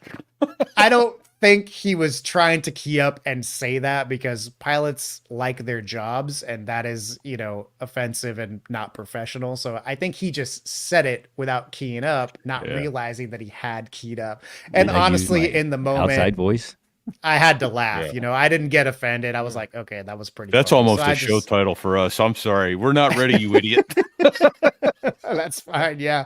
Yeah, we'll see if I can beat it. But you know, that's one. And you know, I've got other ones that aren't necessarily firsthand, but they've kind of gone around the campfire. But from SFO, you know, coworkers of mine that it's happened to. Things like you know, somebody complaining on frequency, you know, or talking smack to the tower. And, or someone keying up in the middle of a line going, "I'm bored," you know, and the ground controller going, "Who said that?" You know, and the guy keying back up and going, "I said I'm bored, not stupid," right? And yes. Right. But yeah, there are always ones like that. And you know, I'm pretty relaxed in the tower. I try and not get into pilots shit. We've been making the rounds on YouTube a lot. I know you guys are familiar with. I know you've interviewed Juan from Blanco Lirio, who has a great channel, and he references that Vaz Aviation channel all the time, which we also pay attention to. And man, we had been making the rounds on that more often than we'd like in the last year at SFO. For example, there's a good one with me that's up to like 200,000 views now, I think, and it's a Qatari flight trying to get out to 28 right. And he just cannot get a correct readback, no matter how slow I'm talking. I must have talked to this guy 15 times, you know, and like, I got shit to do. I'm talking to other planes, and this is an international certified. You're not the only guy on the field. Pilot, this is not recurrent training. And, you know, I modestly, I'll give myself an 8 out of 10 on professionalism. I never lost my shit, and I am not, you know, I'm always like, hey, look, you want to argue, you can call the tower. I'm not going to do this on frequency. It can only make me look bad. It's never going to make me look good to argue with a pilot on frequency. But at some point I had to, you know, he reads back for the 18th time, doesn't read back a hold short instruction or whatever it is. And I go, Qatari, no, that is like 3 errors in a row. You need to listen to the frequency. And of course, like YouTube got on that and blew it up, and most people defended me because, again, there are people who have said much worse on frequencies. So it's a constant battle of trying to maintain your professionalism, but we're understaffed and we're working a lot of overtime and 6-day work weeks. And, you know, you can only deal with so much dumbassery to where, you know, it's like, am I the only one required to be another show title? You can only deal with so much dumbassery. I think you'll like this, Dan.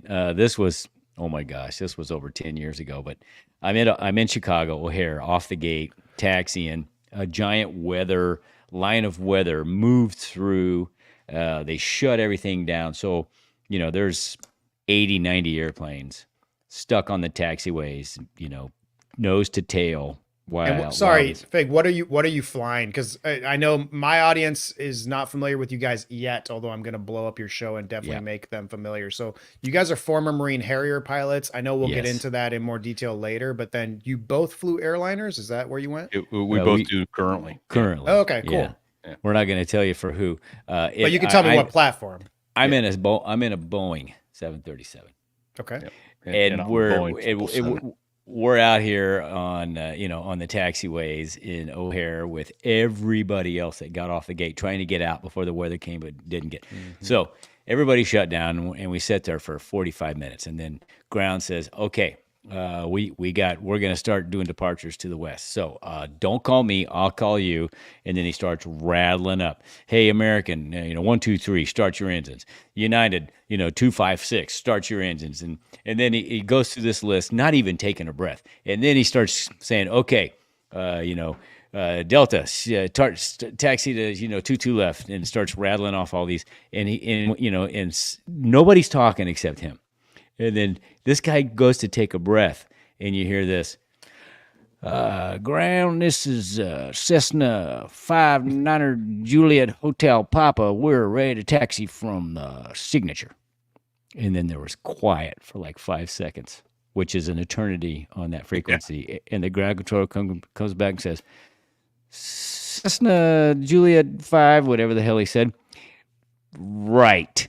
American, start him up. United, and he goes in. And 45 minutes later, we taxied and took off, and he never got back. He still had circled back. Oh man, that's funny. So, what do you think? Is this a good time? You sent us a recording. And this is a guy under training at San Francisco. Is this a good time? No. That was out in Iraq. So why don't we? I thought this was at San Francisco Tower. No. I'm going to give you the full background. So okay, why don't we get to Iraq and then I can play you that tape because then it'll be in context. So we'll get into that here briefly. So and again, we're trying to do a joint show, so this is a little bit organic, but I am going to ask these guys a lot more about their experience. Absolutely. I think we're probably trying to get to the end of my story, and then we'll break out into you guys' background, and we'll talk movies a little bit at the end too. So if for those of you who are tired of hearing me talk, don't worry, eventually I'll shut up. But all right, so I like hearing you talk, Dan. This is really good stuff, man. This is outstanding stuff. I finally get done at Pensacola. It is now beginning of 04. I get to my first duty station, NFG, no fucking good, Camp Pendleton, California, Marine Corps Air Station. At the time, this is MAG 39 ground space, and we're talking Cobras, Hueys, and 46s or Frogs. So for those of you who are familiar with the Chinook, the big Army CH-47 helicopter, this is very similar banana dual rotor, but a little bit smaller and amphibious, right? They can land on water. Pretty cool aircraft. I miss those guys. Replaced by the V-22 Osprey or VM-22 Osprey, if I'm not mistaken. Yeah. So I get to the tower. I remember my first time, it was at night. And this is, Camp Pendleton, it's like single runway, very simple in terms of taxiways and all that. But it's... Yeah, but a bunch of helo bubbas. So, A lot of helos. And it also it's got a long GCA airspace. So all these guys are training to get all their initial instrument ratings and do PARs and ASRs and get talked to the ground. Which is radar controlled approaches. Yeah, so we have a tower. This is what's called an up-down, essentially. Very few of them left in California in the FAA. Santa Barbara and Bakersfield are two examples. On the East Coast, it's more common to have controllers working both tower and radar. But Pendleton was a great first duty station because you did get the opportunity to work tower and radar if you wanted to. If you wanted to push the train in both places, you could do it. So I start in the tower, I get through my baby quals, meaning clearance, ground control, and then there's a line, there's a wait to train on local. And so they're like, hey, we'll send you down to radar for now, get rated through there. Go down to radar and go all the way through radar watch supervisor. And so, you do, for those of you who aren't familiar with PARs, the precision approach radar, this is technology from Vietnam era, late 1960s probably. But pretty cool. I mean, I kind of miss doing PARs, What other situation could you be in whereas let's say you get in at 17 and a half and you get through training and you're 18 and so you're not even 19 years old yet.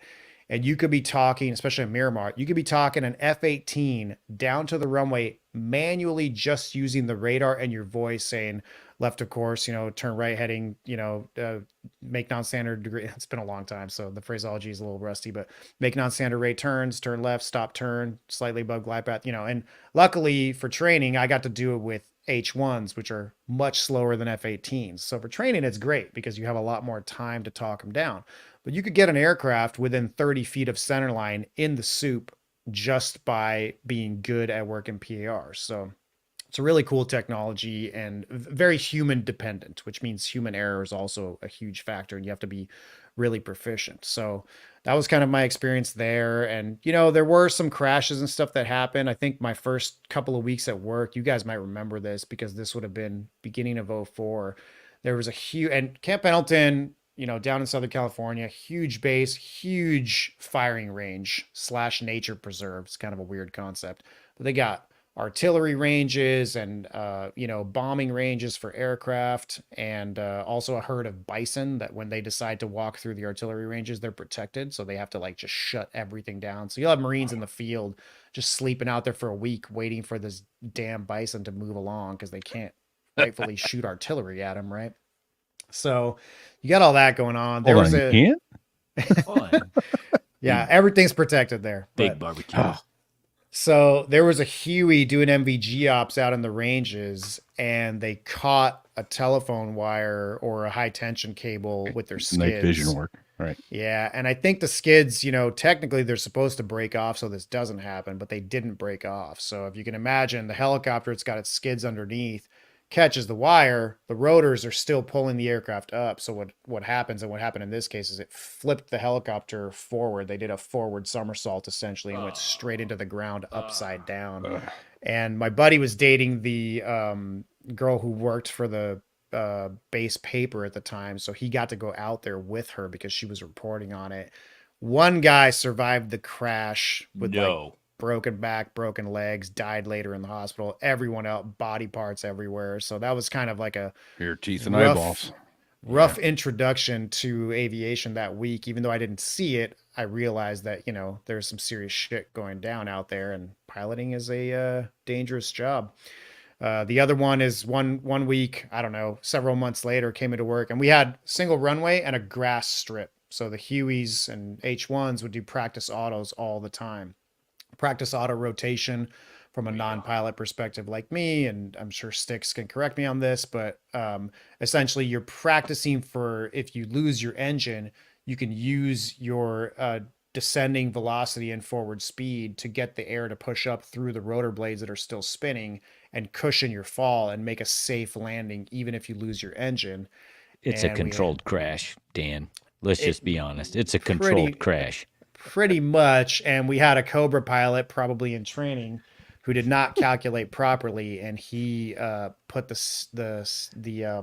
skids right into the grass there. That I know that guy ended up in the hospital. They survived, but they had some back injuries. That was a bad one. I just showed up to work, and there was a static display of a AH-1 Cobra in the grass that week. So, damn it. So yeah, so that was my intro to actually working fleet air traffic and aviation there. And then, I spent some time in radar. I get rated through radar watch supervisor, and lo and behold, eventually my orders come in for the det. So before I can get back up to the tower and finish my, what we call a CTO, certified tower operator, that's when you're rated through local and you're a fully fledged tower controller, I got orders to the det.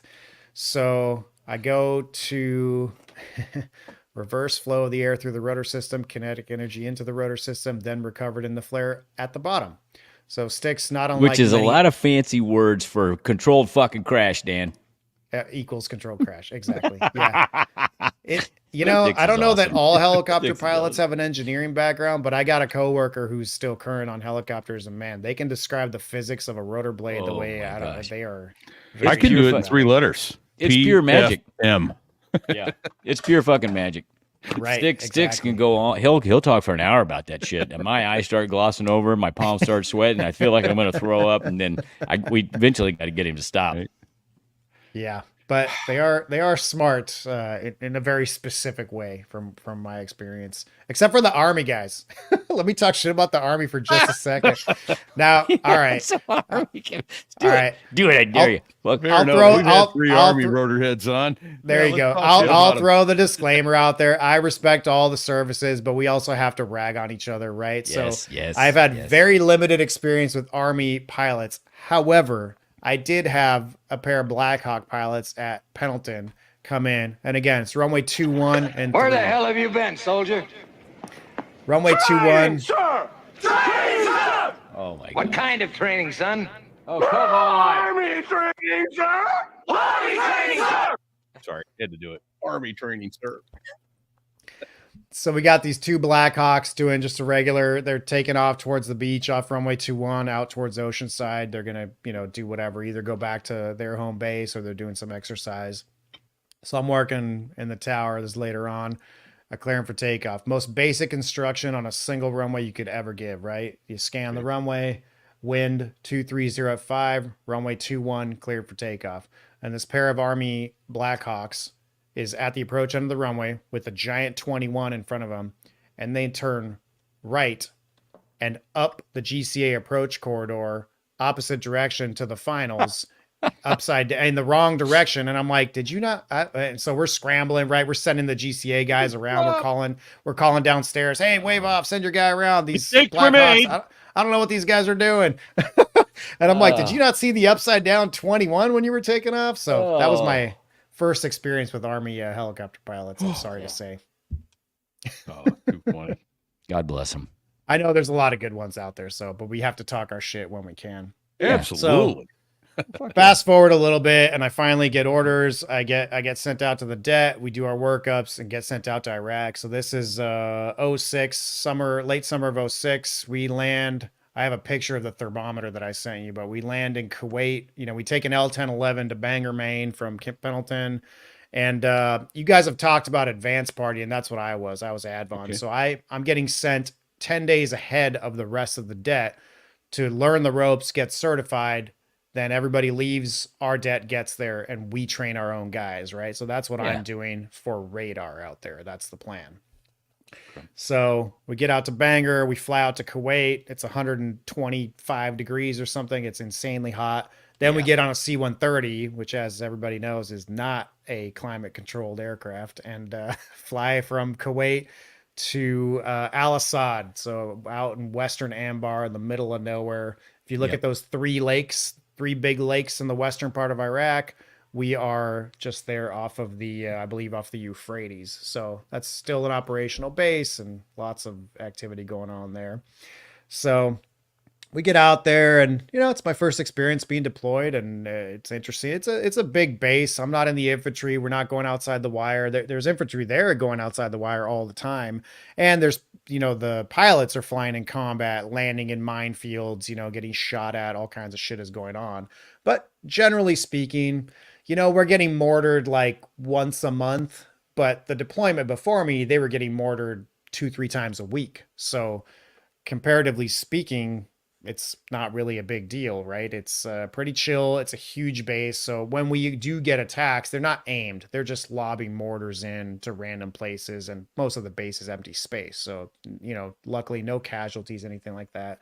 But, your first mortar rounds that you hear dropping is an interesting sensation. Get your attention, huh? Yeah. Yeah, we did have one good one. We had a large missile strike hit, and I worked radar out there. So we're in a CCS. It's basically 2 shipping containers, kind of cattywampus. Yeah, that's the outside of it with a little bit of barriers. And then you're inside these 2 shipping containers with a PAR, an actual touch screen from like the 1970s, but it did work. And so we're out there doing approaches, doing GCAs. You've got all the hot ranges out there. So you've got a whiteboard with all the kill boxes, right? Different altitudes are hot for people dropping, para drops and dropping bombs, and hot ranges, practice ranges, all this stuff. And so we're out there doing our regular everyday work. And the tower is probably a mile away from us, right? All my other buddies work in the tower.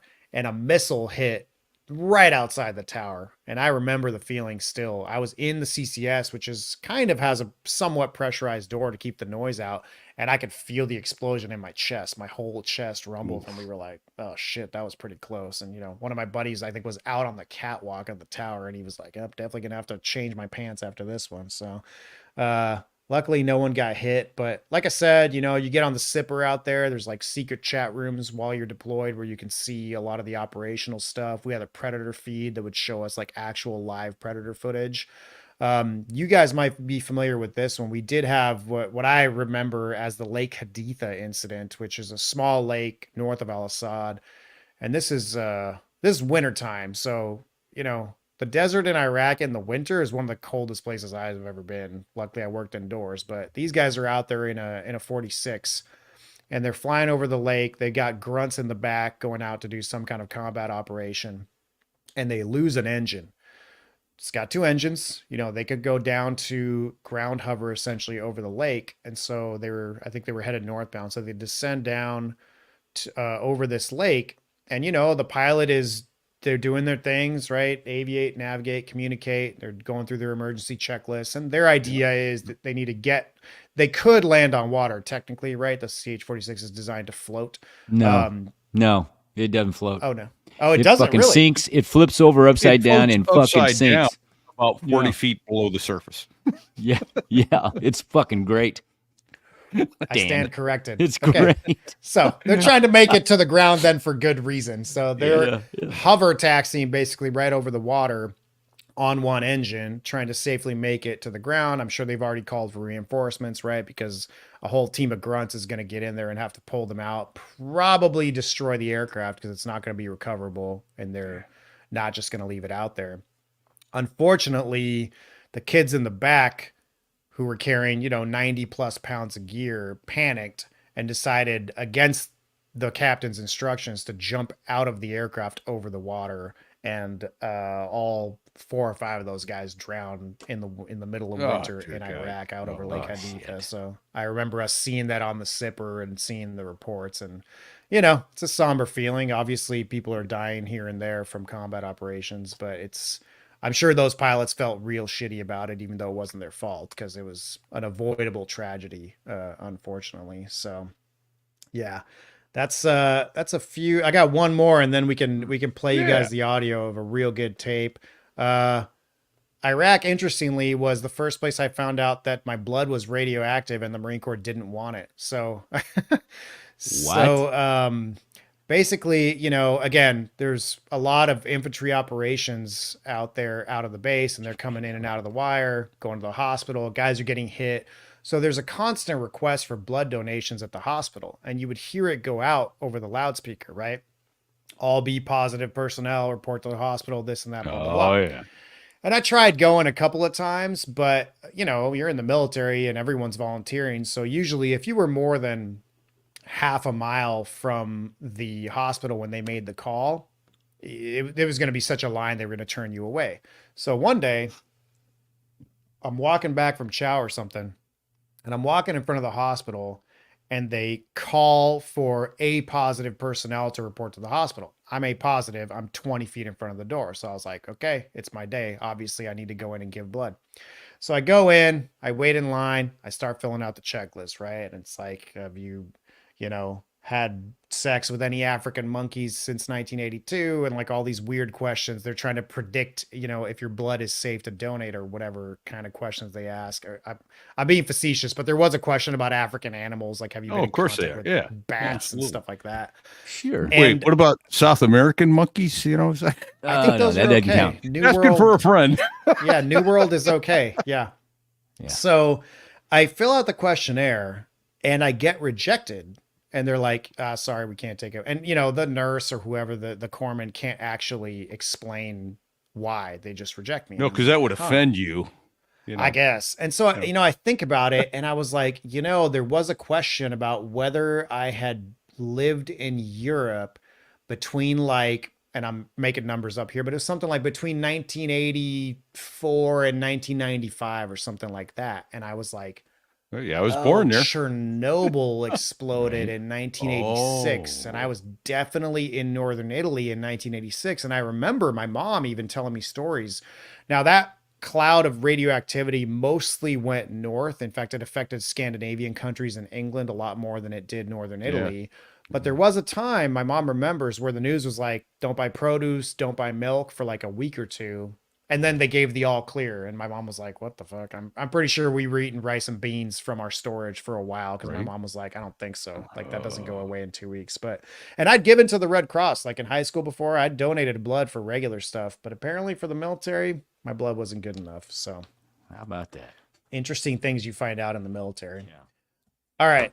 Let's get to the moment that I know you guys have been waiting for. So I've got this tape that I've been carrying with me for years, which I have to thank my buddy who was involved in the incident and is actually getting the ass chewing, and my other friend who was smart enough to go pull the tapes from the techs and actually get the recording. And for the And last, we're gonna play that, and then we'll end the first episode Hey, on that. but Probably, wait, or maybe before soon. you play that, Dan, is there Yeah. a story while you were in Al Assad? Is there a story about a Marine Hornet that went ripping through or some a range or a hot zone or a yeah, Well, yeah. wow. thanks- I almost forgot about that. Yeah. Yeah, thanks for reminding me. It's man. less exciting, but I guess it was my first encounter directly with a jet fighter pilot because remember, I worked helicopters back at Pendleton. So going to Al Assad is the first time I've got a mix of C-130s and A-10s, which like from the outside, I mean, I do love Harriers, but from the outside, like an A-10 is a pretty fucking cool airplane. But Yeah. mixing them into the pattern, like they are slow as shit, and just anything is going to go up its ass. So not fun to work in any kind of pattern.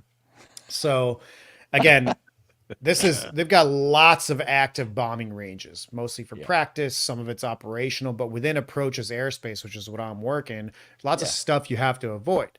And on this particular day, we had a hot range. I don't know. My memory's a little shaky at this point, but let's say like 6 miles off the departure end of the runway at, I don't know, 6,000 feet or something. So it's like, and of course, depending on what's firing and what's going on, sometimes you can fly above it. Sometimes you can fly below it, I suppose. But most of the time, it's a at or below altitude. Hey, Not from recommended. right. From 6,000 below, this keypad is hot. No one's allowed to fly through it because they're either firing artillery or doing bombing operations or whatever. So I got this hot range. I think maybe call sign was BAT, something like that. F-18 comes screaming off the departure end, right? And yeah, everybody knows F-18 pilots are like, I mean, I don't know how it is in your community if they are still like the shit hot guys, even compared to other fighter pilots, but not Oh, exactly the absolutely they are. smallest Just ego ask on them. right? Yeah, exactly. So this guy takes off and I'm like, hey, you got a hot range at such and such. And I tell him, turn left heading, blah, blah, blah. And he's like, Roger, like reads my instruction back and then flies straight the fuck through, right through this bomber. And I'm like, Jesus Christ. And I'm calling him, trying to get him to turn, can't get him to turn. So, of course, I call the radar chief in there and I got to file a report because even out in Iraq, like this isn't Nam. There are some rules, right? And so not a lot, but some. Yeah. Yeah. And so I fill out my report. I tell them what happened, etc. And it was actually a really good, there's an old MiG from Al Assad. It was a really good lesson in how fallible your recall and your memory can be. And this is why, eyewitness testimony is really unreliable. I filled out the report within an hour or two of the incident happening. And the gunny pulls me aside and goes, hey man, I pulled the tapes and I listened, and your report has all these what you think you said, which is what was going on in my head, didn't actually get on frequency and it was still the pilot's fault in the end. Like he still flew through an active range, but it was a good initial lesson in realizing that, you'd be surprised what you think you remember saying and thinking, and then you pull the tapes and you're like, oh shit, I never actually said that. Like, I'm sure you guys have had incidents like that. I think I've had that same situation with my wife. Yeah. Honestly. That's why I In want my to give my mind- wife a tattoo on her forehead that says "Warning: This conversation is being." In my mind, I've told her very detailed instructions, and then I find out later I didn't say shit, but in my mind, I did. I told you this already. It's Right. weird. Thought it really right? loud. So yeah, if only everything was recorded and you could just play the tape back, right? Right. So Yeah. that leads us well into this next story, which again, you guys listening are going to be hearing this in public for the first time. We've kind of kept this one close to the chest. I did a long time ago get permission from my buddy to publicize this. I don't think he was thrilled about it because I think he's still a little butthurt that he's on the butt end of the joke. But honestly, this isn't about making fun of him. This tape is hilarious no matter who is involved. And if it were me, I'll be just as happy to publicize it because it's just, it is the best ass chewing that I've ever heard on tape. So here's the scenario. My buddy's Advon. He's coming in to take over for his debt, and he's a tower controller. So he's got some experience in Iwakuni and other places. He's got a couple of CTOs. So, you know, for a 3-year guy, he's a qualified control tower controller. Yeah. Yeah. In several towers. Yeah, certified tower operator. He's got a couple of them, so he knows what he's doing, and that's why you get picked for Advon, right? Because you got 6 months more experience than the next guy down the line, and you got a week, you got 10 days to check out. Which, you know, normally in training you would have months and months and months to check out. So you do have to kind of be quick about it, and there's not a lot of time to mess around. So he's in the tower training and trying to finish up so that you can then get a check ride, similar to pilots, right? When they say you're ready, you then get on with an instructor. They just listen to you for half hour, 45 minutes, and they, you know, give you the sign of the cross. They sign you off, and now you're good to work by yourself. So that's what he's working up towards. All right. And he's working with the tower chief. This old guy, his nickname was Doc. And this guy, I'm not going to quote the branches he was in because I can never remember which 3 of them they were. But let's just say he was like Army, Marine Corps, Air Force, not in that order. He'd have been in 3 branches of the service. He's like in his, I mean, it's hard to say. He's got white hair. I mean, he's Steve Martin, full on white head of hair. So he's got to be in his mid 40s at least and kind of grayed early. Old bastard. He's a geezer. Oh, yeah. He's in his 40s. He's a geezer.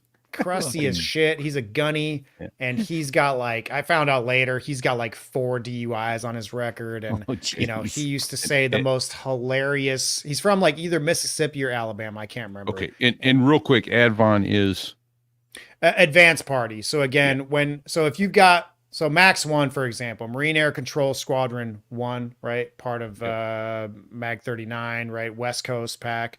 You're deploying, this is 3rd Marine Air Wing. And you have Max 1, which is a air traffic control and related reinforced, et ceteras, right? Motor T, you got some admin, you got whatever. You're supporting the fleet in the Marine Corps. Your job is to support the pilots. And the pilots in the Marine Corps are supporting the infantry, right? That's kind of how the Marine Corps is organized. It is all around supporting the infantry. MAGTF, the Marine Air Ground Task Force. Exactly. Yeah. Okay. So you have 3 debts, Alpha, Bravo, and Charlie, because you're rotating them through and they're replacing each other ideally every 7 months. Because unlike the Army, we don't really like to keep Marines out there for 12, 13 months, 18 months when we can avoid it. We try and kind of rotate them through. So when you're doing the RIP, replacement in progress, one debt is out there. Let's say Bravo is out there. They were out of Miramar at the time. Okay. So Alpha is going to go replace them. Well, you don't bring in the entire debt to replace a debt. You pick your most experienced guys, and I've heard you guys talk about this. I know this happens with flying squadrons as well. And you send out 10% of, or whatever it is, of your forces. They go out there, they train, they learn the job in like a week to 2 weeks. It's very accelerated training. Then the debt that's there leaves and your debt gets there and you train your own debt. So I was Advon for radar. That's what I had to do. And my buddy is Advon for the tower. So he's training in the tower. And again, he's got a week to check out, very accelerated. Yeah. And Doc, this gunny, is just a no bullshit, you know, Southern guy. Again, bunch of DUIs, just like a, you know, I wouldn't call him shit hot, but definitely great controller, like really, really knew his job, you know, had kind of longer hair. Like literally this guy would walk past the base CO, which is like some colonel, like is not usually yelling at people about haircuts, but every time he'd be like, God damn it, Gunny, get a fucking haircut, right? Like this guy's getting yelled at by officers to get a haircut. That's how like little he cared about like regs and stuff. And he had so many famous lines. Like he would just drop MFers on frequency, you know, like a classic line. He would say, traffic flight at 253's landing motherfucking Oscar Bravo. And just like, it just rolled off his tongue. The pilots never called him on it. Nobody else called him on it. It's out there somewhere on recorded tapes, you know? And he had the best sayings, the best Southern sayings. I still remember to this day, right? He'd be talking about some shit situation with a bunch of F-18s that are doing the brake wrong and they're about to like slam into each other. And he's like, I fit all 5 of them motherfuckers under a $1 bill, you know, like out the window.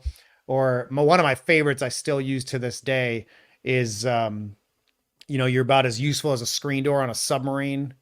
Or in talking about girls, he would say she's about 2 axe handles wide, or big enough to burn diesel. You know, he's one of these guys, just very old school, very unwoke, very not PC, just old breed Marine Corps, you know.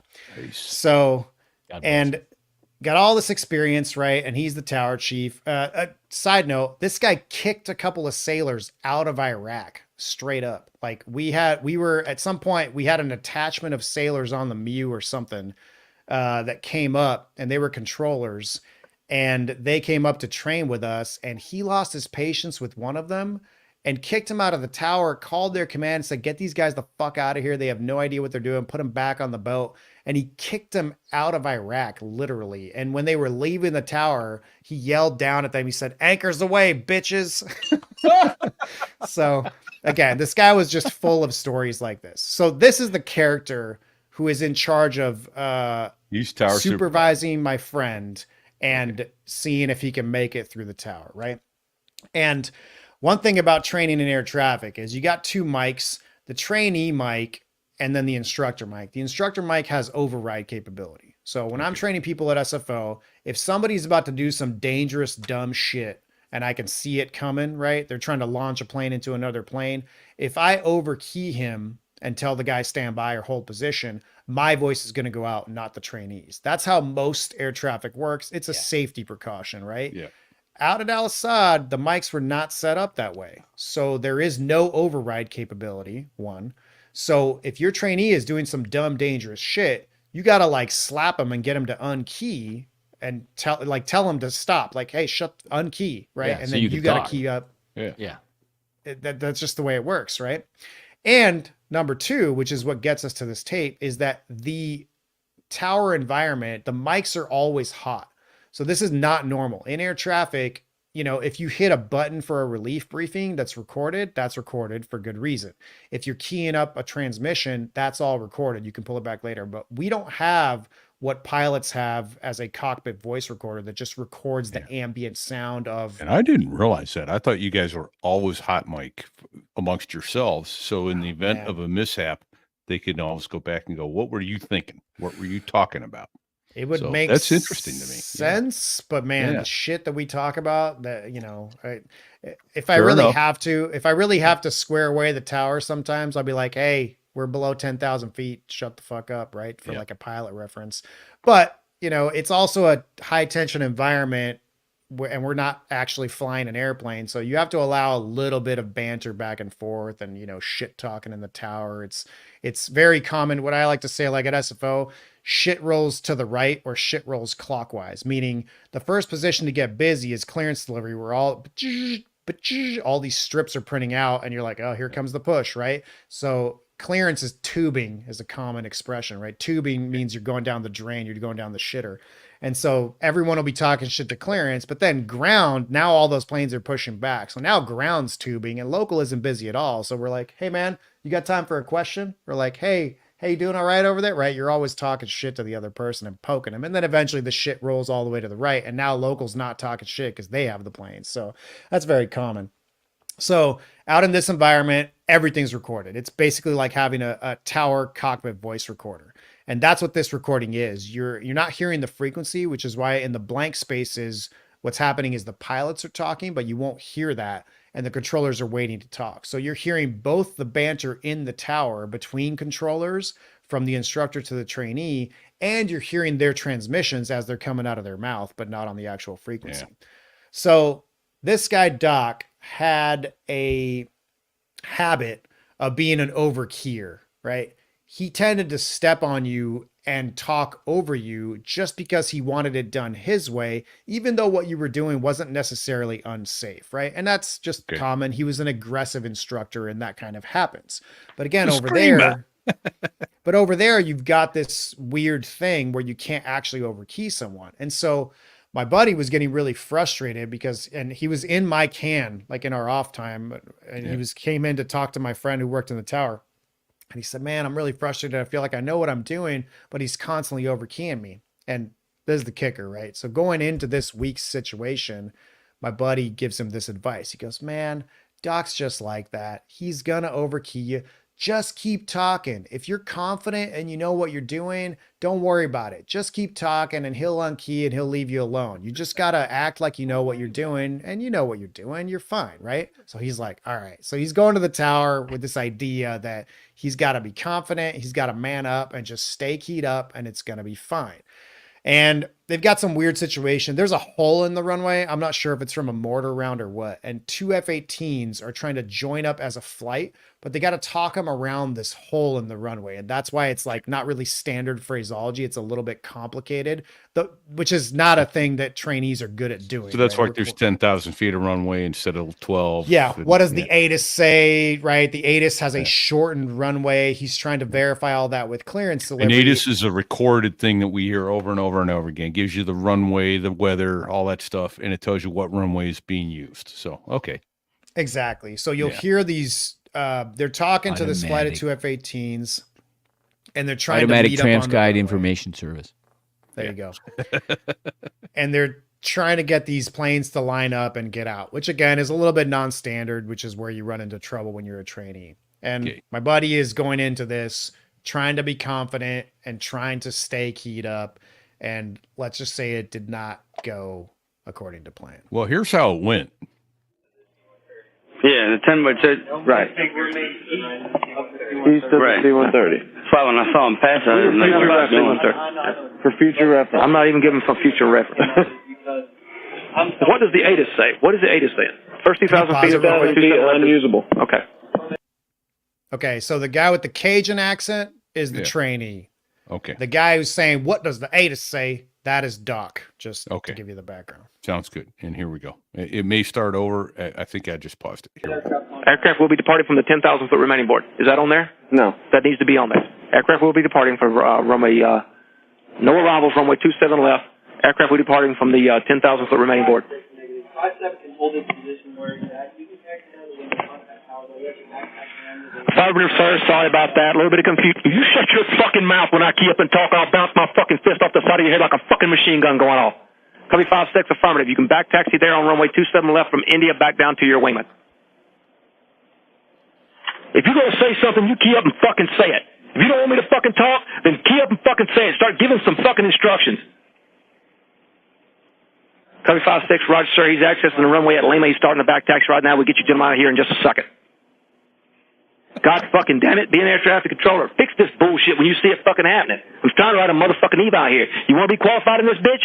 Act like a fucking air traffic controller. Watch this bullshit happen. You coming in with your musty-ass Iwakuni qual and you want to get qualified in this bitch? Start acting like you want to be qualified. Fuck me, I can't take my eyes off of you for a fucking second. Give me a fucking break. Jesus fucking Christ and all his little angels. I'm trying to do some shit here. Copy 5-6, flight gentlemen, right there in front of the C-130 line. We'll be fine. Once you make a 180 there from the intersection, you're clear for takeoff, runway 27 left. Where that motherfucker went? Oh, sir, 1 roger, runway 27 right, winds 280 at 8, clear to land, runway 27 right. So tell that motherfucker to land, he says. Yeah, he goes, clear up motherfucker to land. So I did not catch that for years because I've edited this clip. So like some of the silence at the end, I shortened so that you can get to that end. So for years, I never heard that part at the end. But what you've got is my buddy's fuming, right? Because he's been getting his ass handed to him in the tower. And he's no pushover. You know, he's about 5'2", raging Cajun, like he gets in bar fights. Like he's not one to just sit down and take it, but he's in a situation where he just has to, right? And so after all that, what happens is Tusk 01 A10 checks in for just like a normal call, like a straight in approach to 27 left or whatever. And as if he needed to be told what to do, he goes, clear motherfucker land. And that's when you hear my buddy go Tusk 01, Alisad Tower, runway 27 left, clear to land. So for years, I didn't catch that last part, but I think that's a nice little cherry at the end. Yeah, that's awesome. Breathe in, breathe out, clear that motherfucker land. That's awesome. So, he got checked out and he was fine. Everything was good. But sometimes that's what you got to deal with, Right. That's outstanding. Well, we actually send out an ROE document, rules of engagement, to all our guests. So it helps them figure out what we're going to do, how we're going to do it, yada, yada, yada. And that's one of the paragraphs in there is we say, you know what? We're explicit. We're an adult show, but try not to say the fucking fucker was fucking fucked. But I think the company just violated that. Probably Put that so. motherfucker to land. So sorry for all the F bombs, folks, but it's explicit. So, well, and then there's that. God, that is funny. Yeah. Automated Terminal Information Service. Thank you, Sticks. Yeah. And his badass put a comment in there. Samuel L. Jackson Jackson just showed up. On the motherfucking show. Stakes on a motherfucking plane. So, and that was a great movie. Wasn't a war movie, but it was The Man. And it was Eugene Levy and Samuel L. Jackson. And he's trying to get Samuel L. Jackson to stop swearing. He goes, so what you should say is, crying out loud. And he finally gets the guy Samuel L. Jackson to say for crying out loud in front of his 10-year-old daughter in the show. But yeah. Oh, man. The Man. All right. Hey, we've been going at this for 2 hours and we have 5 we got minutes. a little ways to go. I think we turn it over to Dan from Danger Close here, Fig, and let this be some of his show too, because it is a joint show, and we've been turn it over. Turn that shit right over. Dan, how do we do it? Is yours. Do we count down to All 1, right. 2, 3? Or No, is it man, just yours? I'm gonna cut it at about. So you're already into the second show. I can guarantee if you're listening to me speak right now, I'm going to cut it back about the hour and 15 to hour and 20 mark, somewhere in there. And we'll get it. We'll get it figured out. So, right. but yeah. Yeah, that sounds good. I'll save my last story for the post-show stuff for your patrons, like we decided. Yeah, because, and let me tease that real quick. His last story is going to be Dan was on duty in the San Francisco Tower the day the Asiana 777 crashed. And I want to dig deep into that. That's fascinating, as deep as you can get in 10 or 15 minutes. But I want to know what happens at a major airport when a crash happens on the field. So we'll chat about that and see how all that works, because I imagine your pucker factor goes way up. You've got a lot to deal with. And so we'll go there when we get there. So. Sounds good. Yeah. So I want to turn it over to you guys, and eventually I do want to get into a little bit of your commenting on war films, especially as related to being pilots and Harrier pilots and all that. So I'll give you an opportunity to mention kind of your favorites and ones that you hate.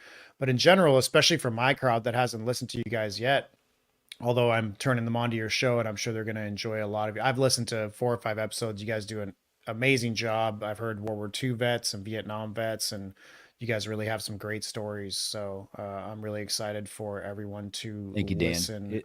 I can't tell you what an honor it is to hear some of these guys' stories. Everybody's stories. Everybody has great stories. We fell ass backwards into a good idea. Oh yeah, absolutely. So I guess speaking of which, I might start, instead of going all the way back to your initial aviation stuff, which we'll get to, how the hell did you guys decide to start a podcast? You're airline pilots, you're busy, you got families, I'm sure. Like, I know how much work this takes. It's his fault. So his fault.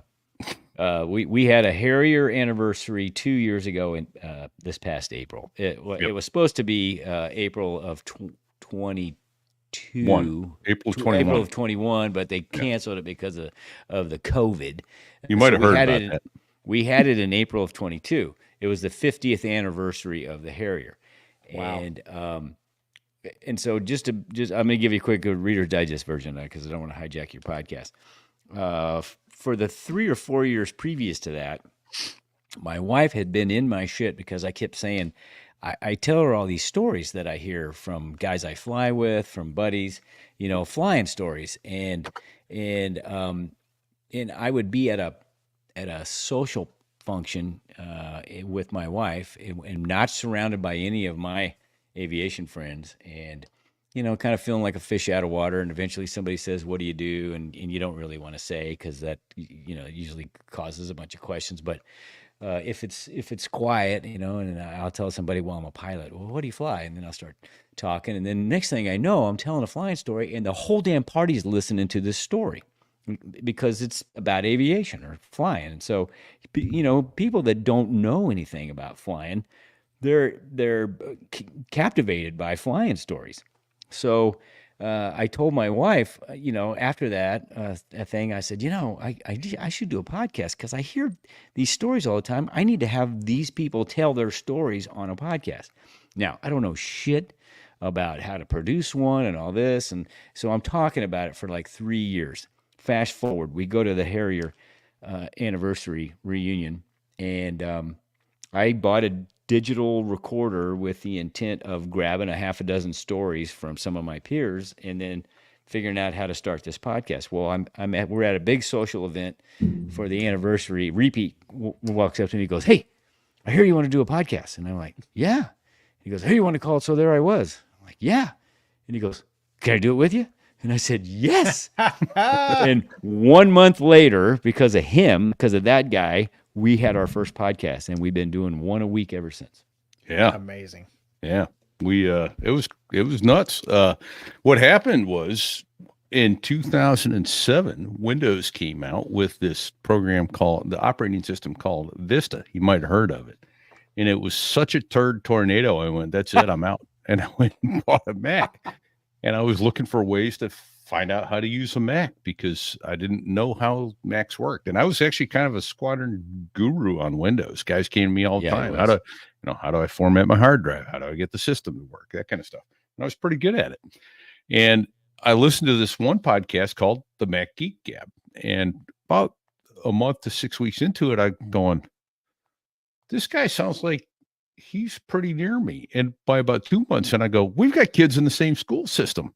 So I reached out to him. Turns out he's about 3.5 miles from me. And it's Dave Hamilton from Backbeat Media and the Mac Geek Gab.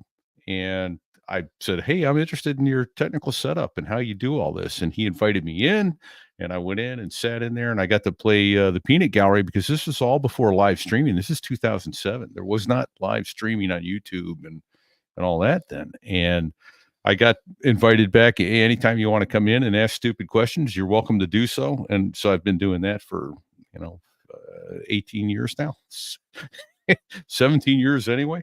And then in 2009, I did 4 shows called Box Aviator. And it was the same thing that this is, but it was really low energy because it was just me talking to one other person.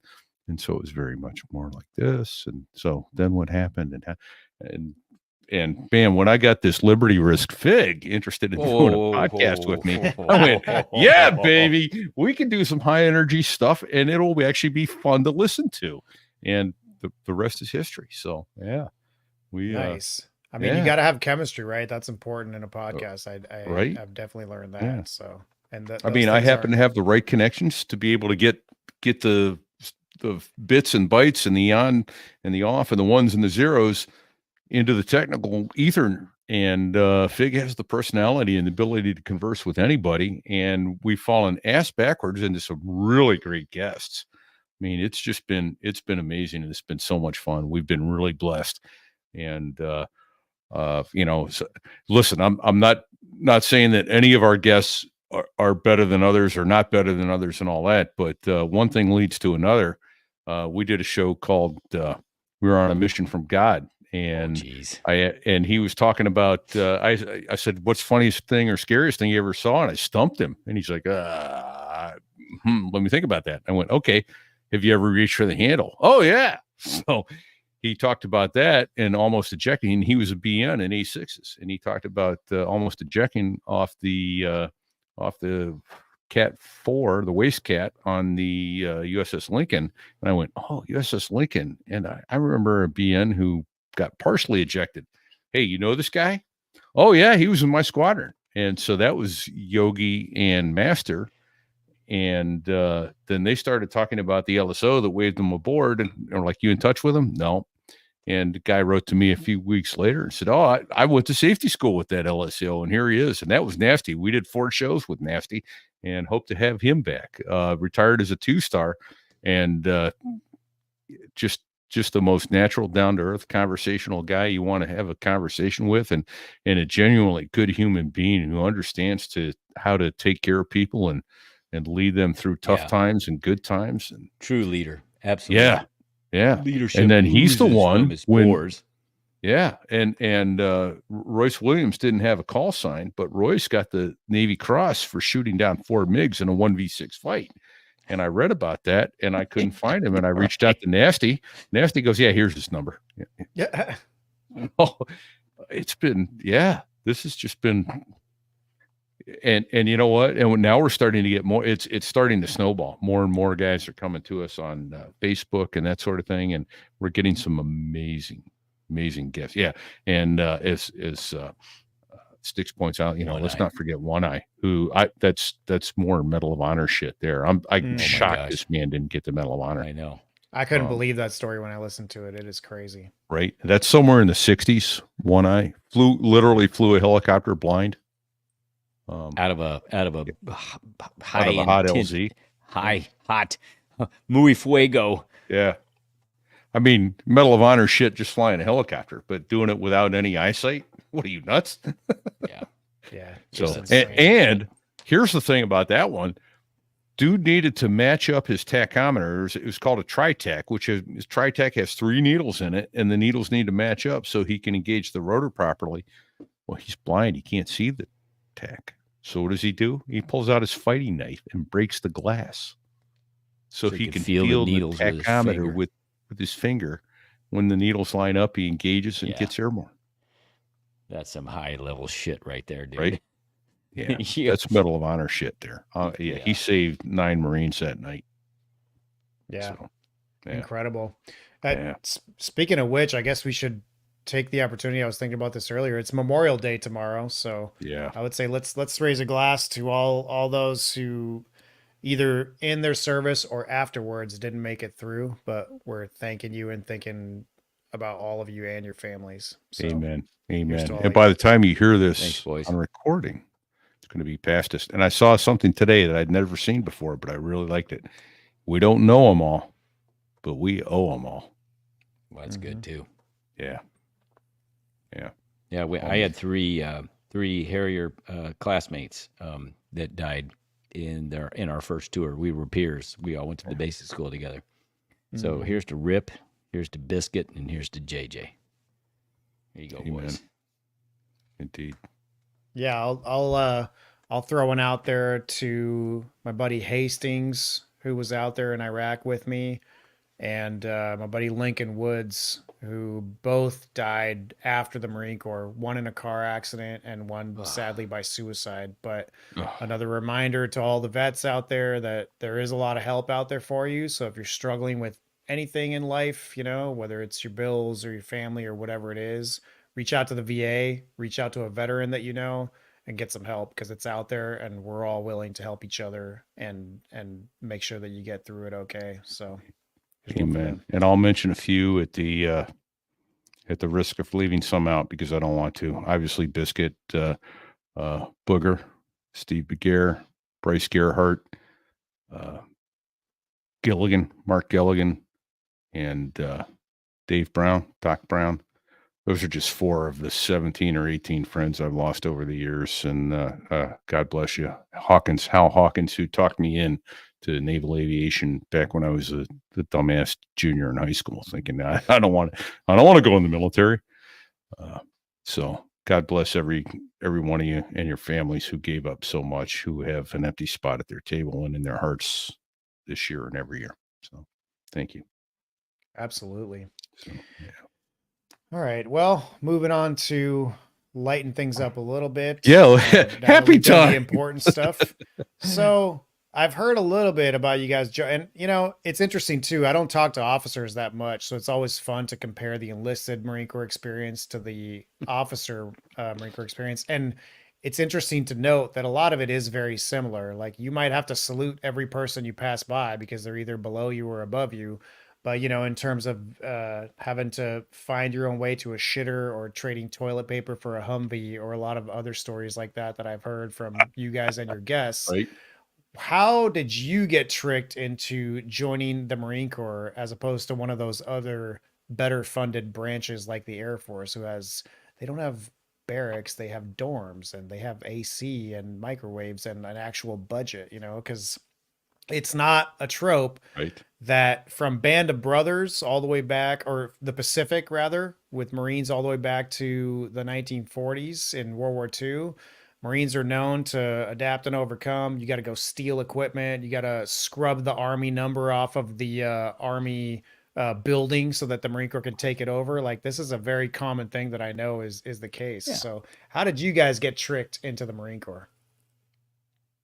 I'm going to acquiesce to my senior partners here. There you go. Mine is like mine is almost a stupid one. I was in college and I sent off for I had a family member who was in the Marines, and so I sent off for one of those t-shirt iron-ons, Eagle, Globe, and Anchor, because I mean, what's cooler than the Eagle, Globe, and Anchor, right? And it's called marketing, folks. About 3 or 4 weeks later, I get a call from a gunnery sergeant. Says, "Hey, you want to fly jets in the Marine Corps?" I'm like, hold on. I can go be a veterinarian and get bit by dogs, get kicked in the teeth by horses, or I can fly fast jets, drink beer, and chase women.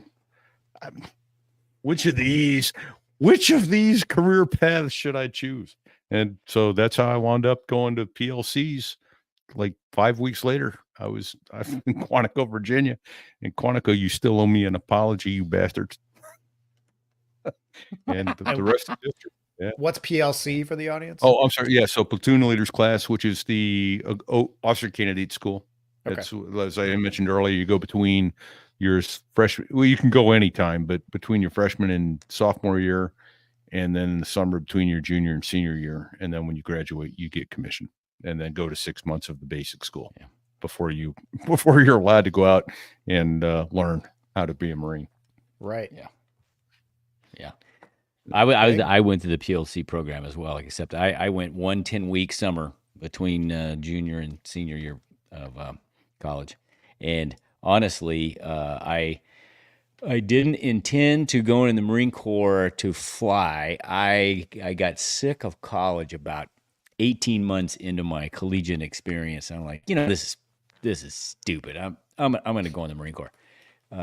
Why? Because, I was fit and the Marine Corps made sense, and the Marine Corps always seemed badass to me. So I went and talked to recruiters, and of course, they told me everything I wanted to hear. So I went home, and I said to my dad, "Hey, I'm going to go in the Marine Corps, and I'm going to do 4 years, and then I'll come out and finish college." And he goes, "God, proud of you. Awesome." And then my mom came home and she freaked the fuck out. Because I was the only person on her side of the family that I was the oldest grandchild and I was grandson, and I was the only one that ever had a chance to go to college. So it was very important to her that I finished college. So that put the kibosh on that.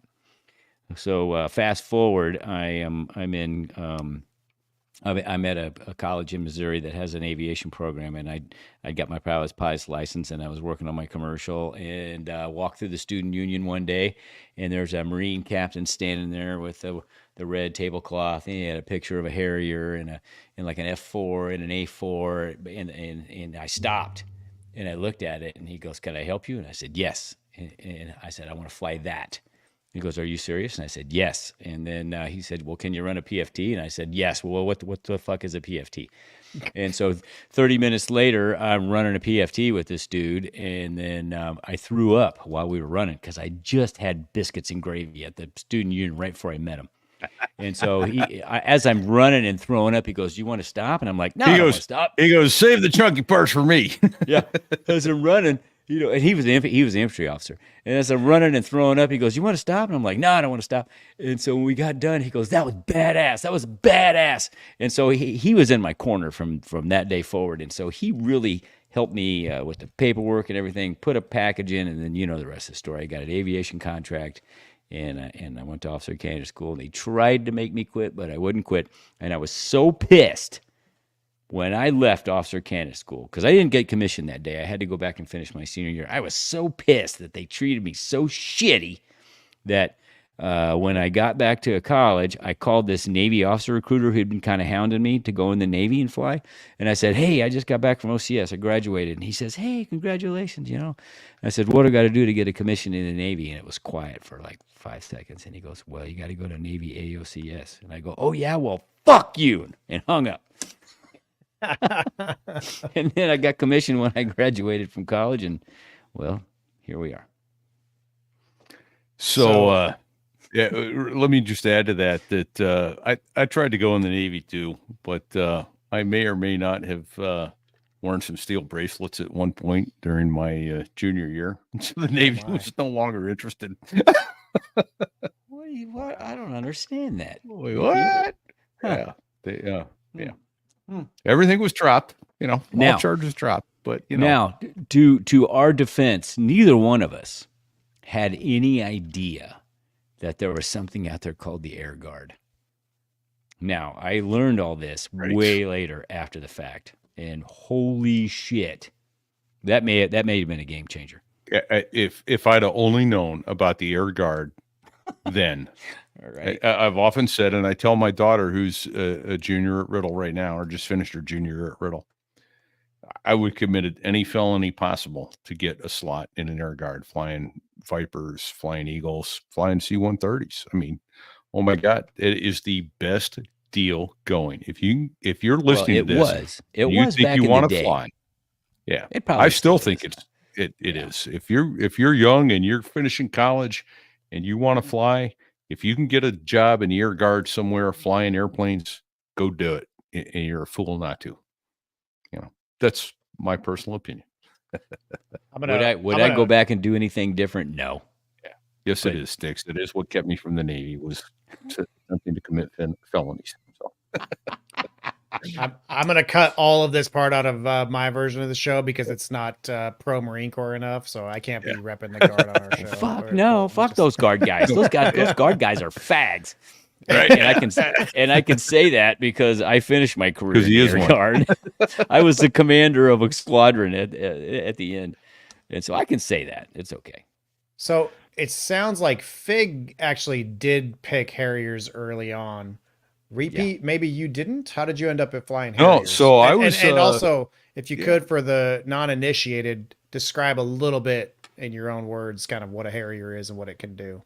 Yeah, so that's the you want to go. Let's talk about something that is in your wheelhouse at movies, which is the movie True Lies. Oh man! And that was actually our squadron that flew the Harriers in True Lies. No so shit. That's the jump jet. The British was the original one, the Hawker Siddeley Aviate A, or the Sea Harrier, the jump jet that can fly at 640 knots or hover like a helicopter.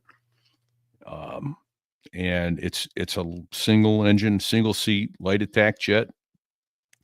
And I always thought they were cool. And when I left Cherry Point the first time to go to flight school, I wanted to come back and fly Harriers.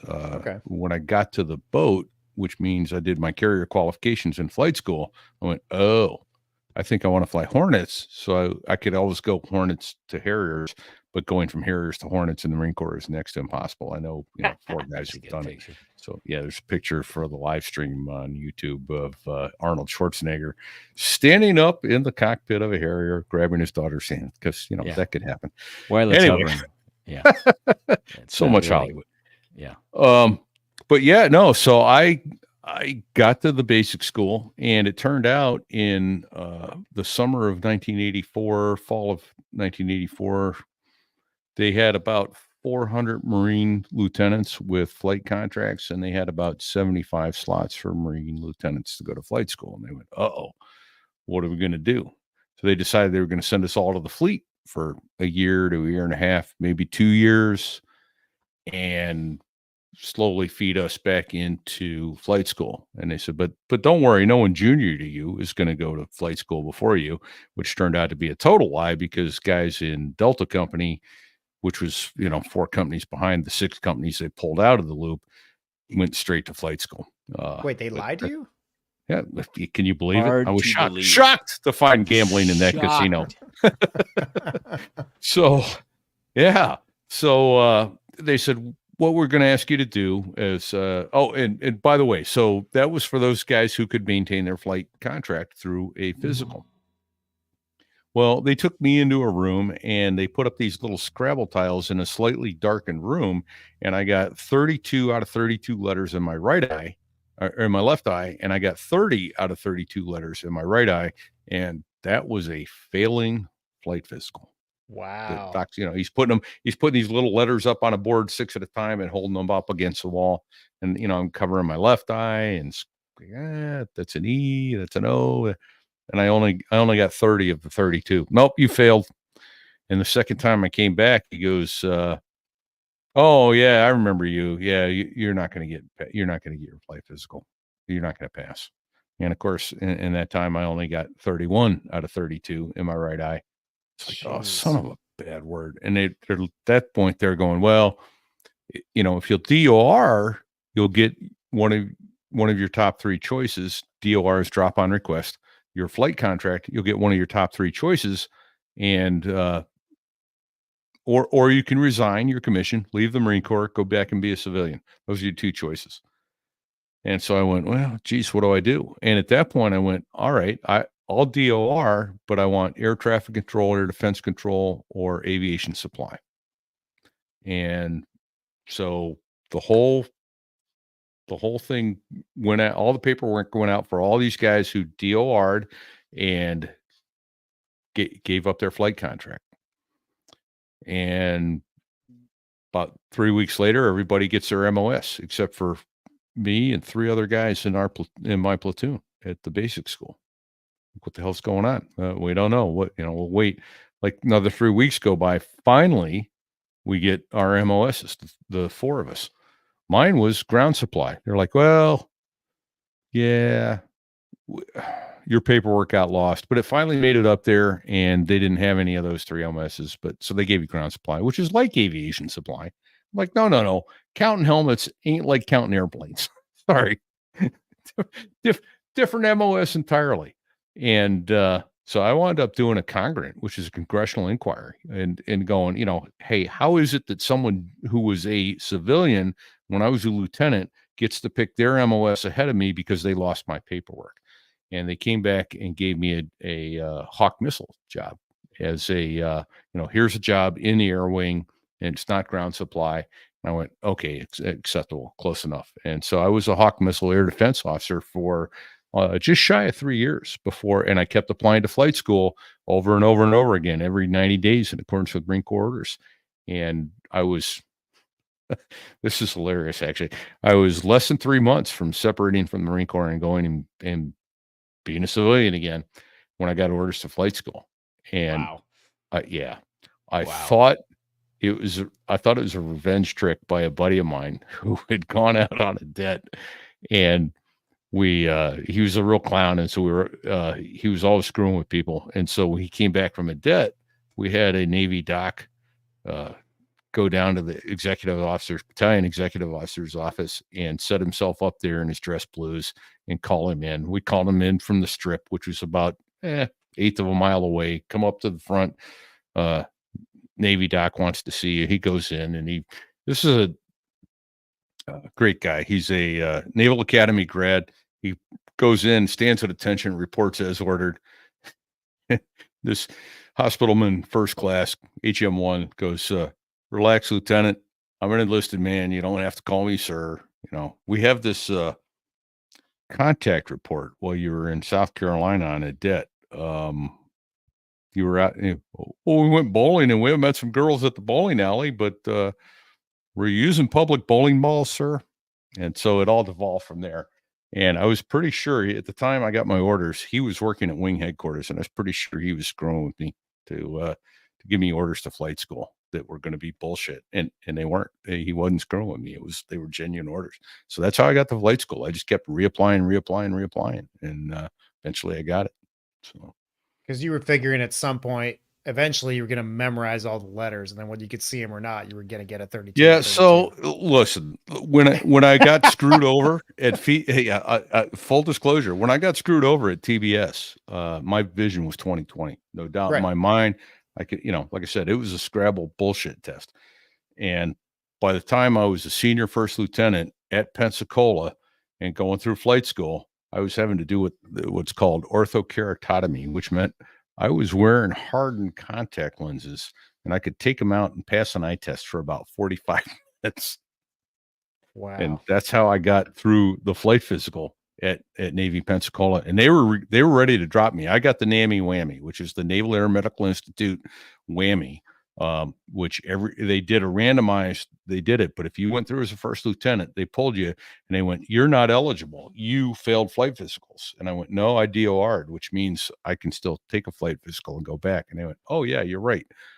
And wow. I went in there and took, they're like, all right, come back after lunch for the eye test. And so I went out to lunch, came back right before I walked back in the building, popped my contact lenses out, went in, took the eye test, and like, yeah, we can tell if you're wearing contact lenses or have worn them. And like, okay, well, let me know.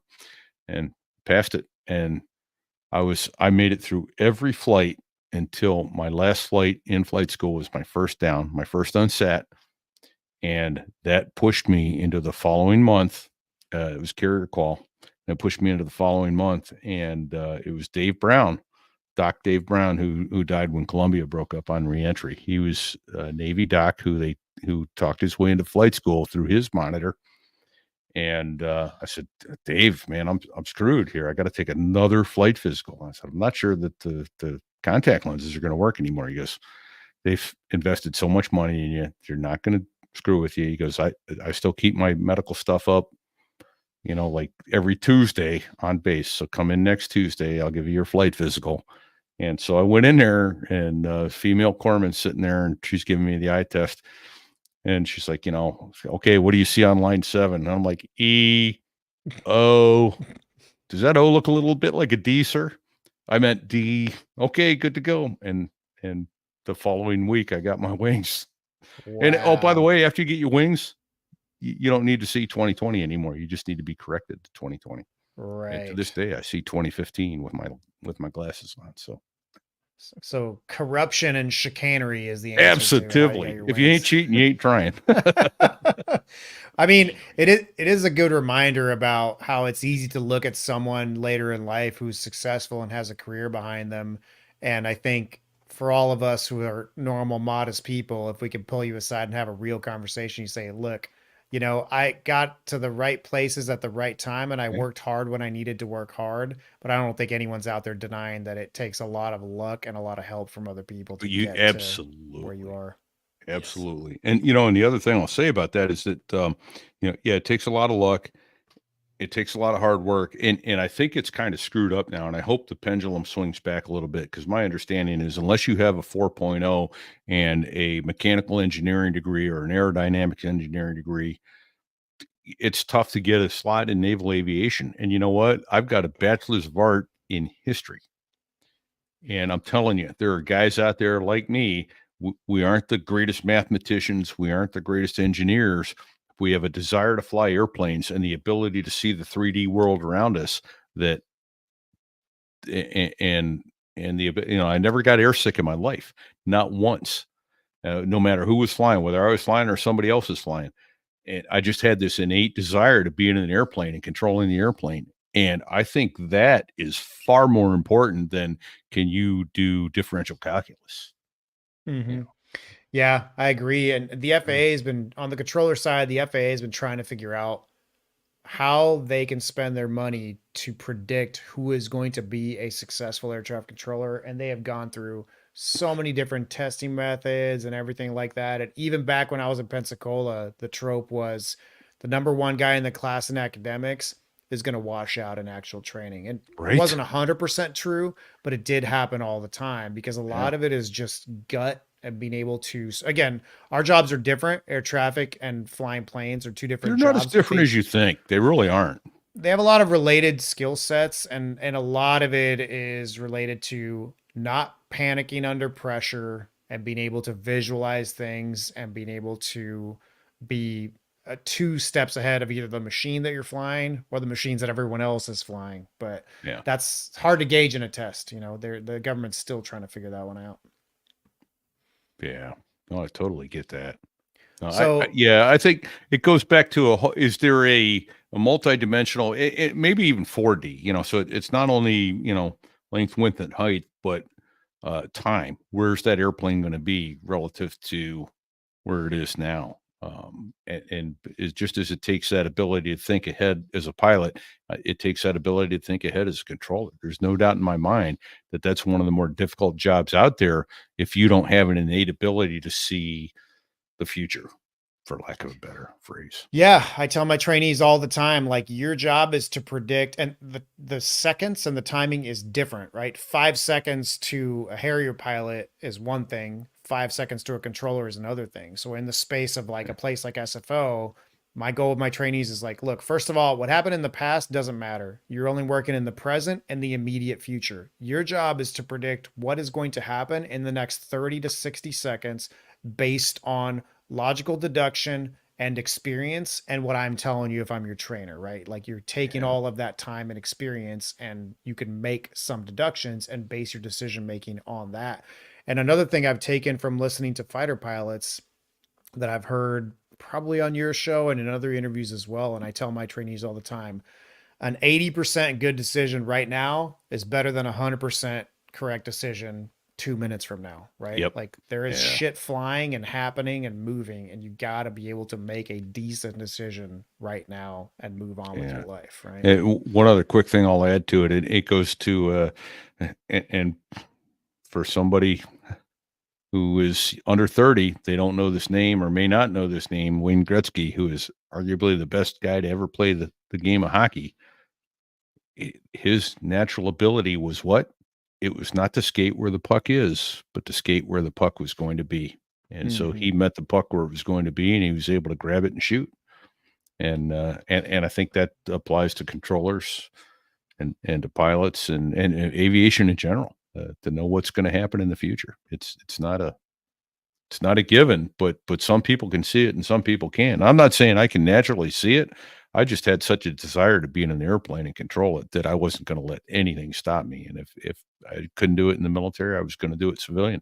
I was looking at schools out in Colorado. I was looking at other ways to go get all my ratings so I could go fly airplanes. That's all I ever wanted to do.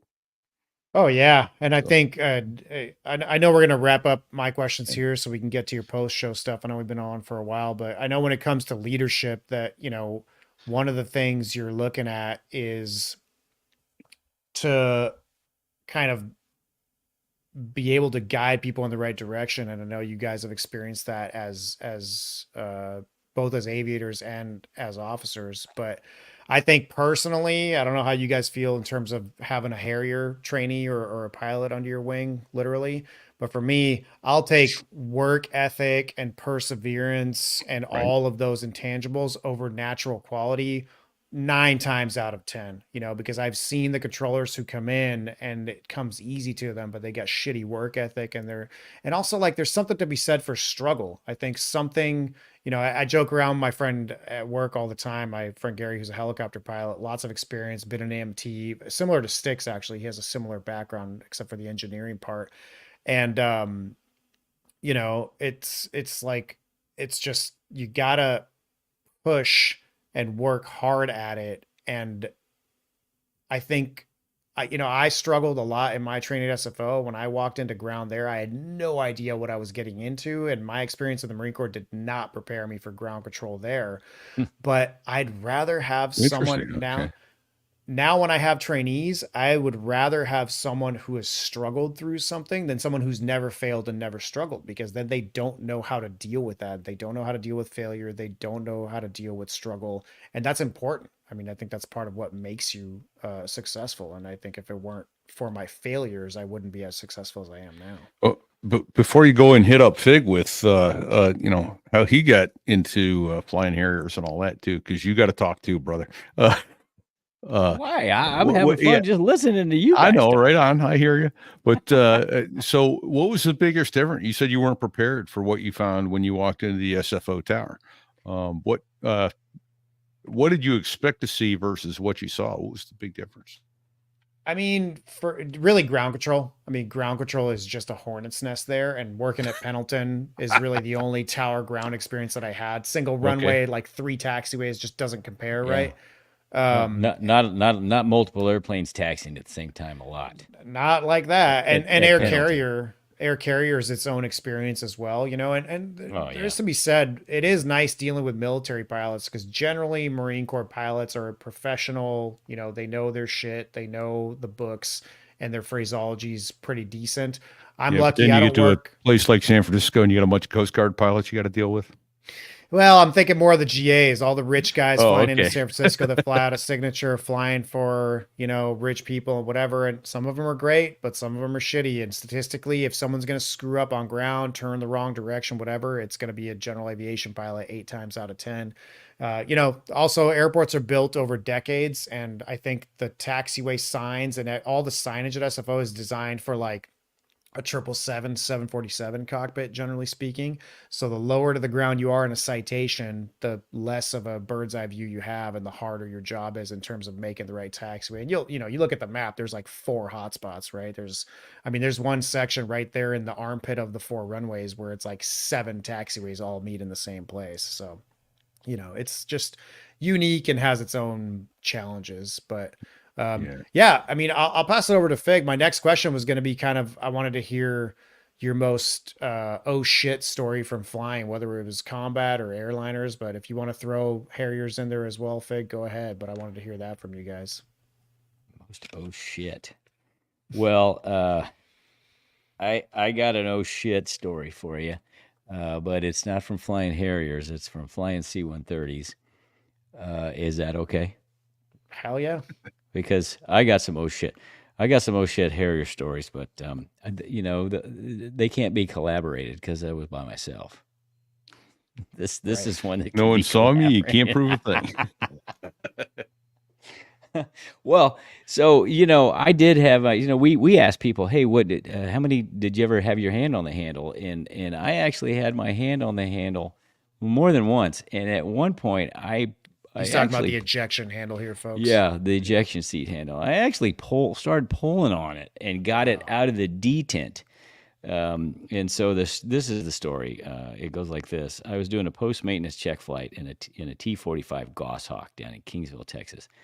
A T-45 Goshawk is at the time was a brand new McDonnell Douglas airplane based off the British Hawk, and it was replacing the TA-4 as a trainer. And I was one of the initial cadre guys to get trained in it, and then I was turning around and training other instructors. But I was one of the post maintenance check pilots, and this airplane had all the flight controls re-rigged. And I'm rolling down the runway, and I get it off the ground. And as soon as the main gear come off the ground, the airplane starts rolling rapidly to the left. And without even thinking about what I'm doing, by the time I realized that I had got it to stop rolling, I was full right stick deflection, max stick deflection. There it is right there. Max stick deflection to the right. And it had stopped rolling, but I had to hold it full right. And then I realized my left hand was no longer on the throttle. It had gone to the ejection handle, and I'd actually started to pull it. And I couldn't get it to go back into the detent. It was like, you know, I was probably, I don't know. I can't say in the debrief, when I finally, and I wasn't sure I was going to stay in the airplane anyway, because it took full right aileron to keep the wings level. To make a long story short, I got it back on the ground safely. I landed at warp speed to keep the controllability, and then when I safed the seat as fast as I could once I got it on the ground, and I asked the guys that rigged the ejection seats, I said, so how close was I to actually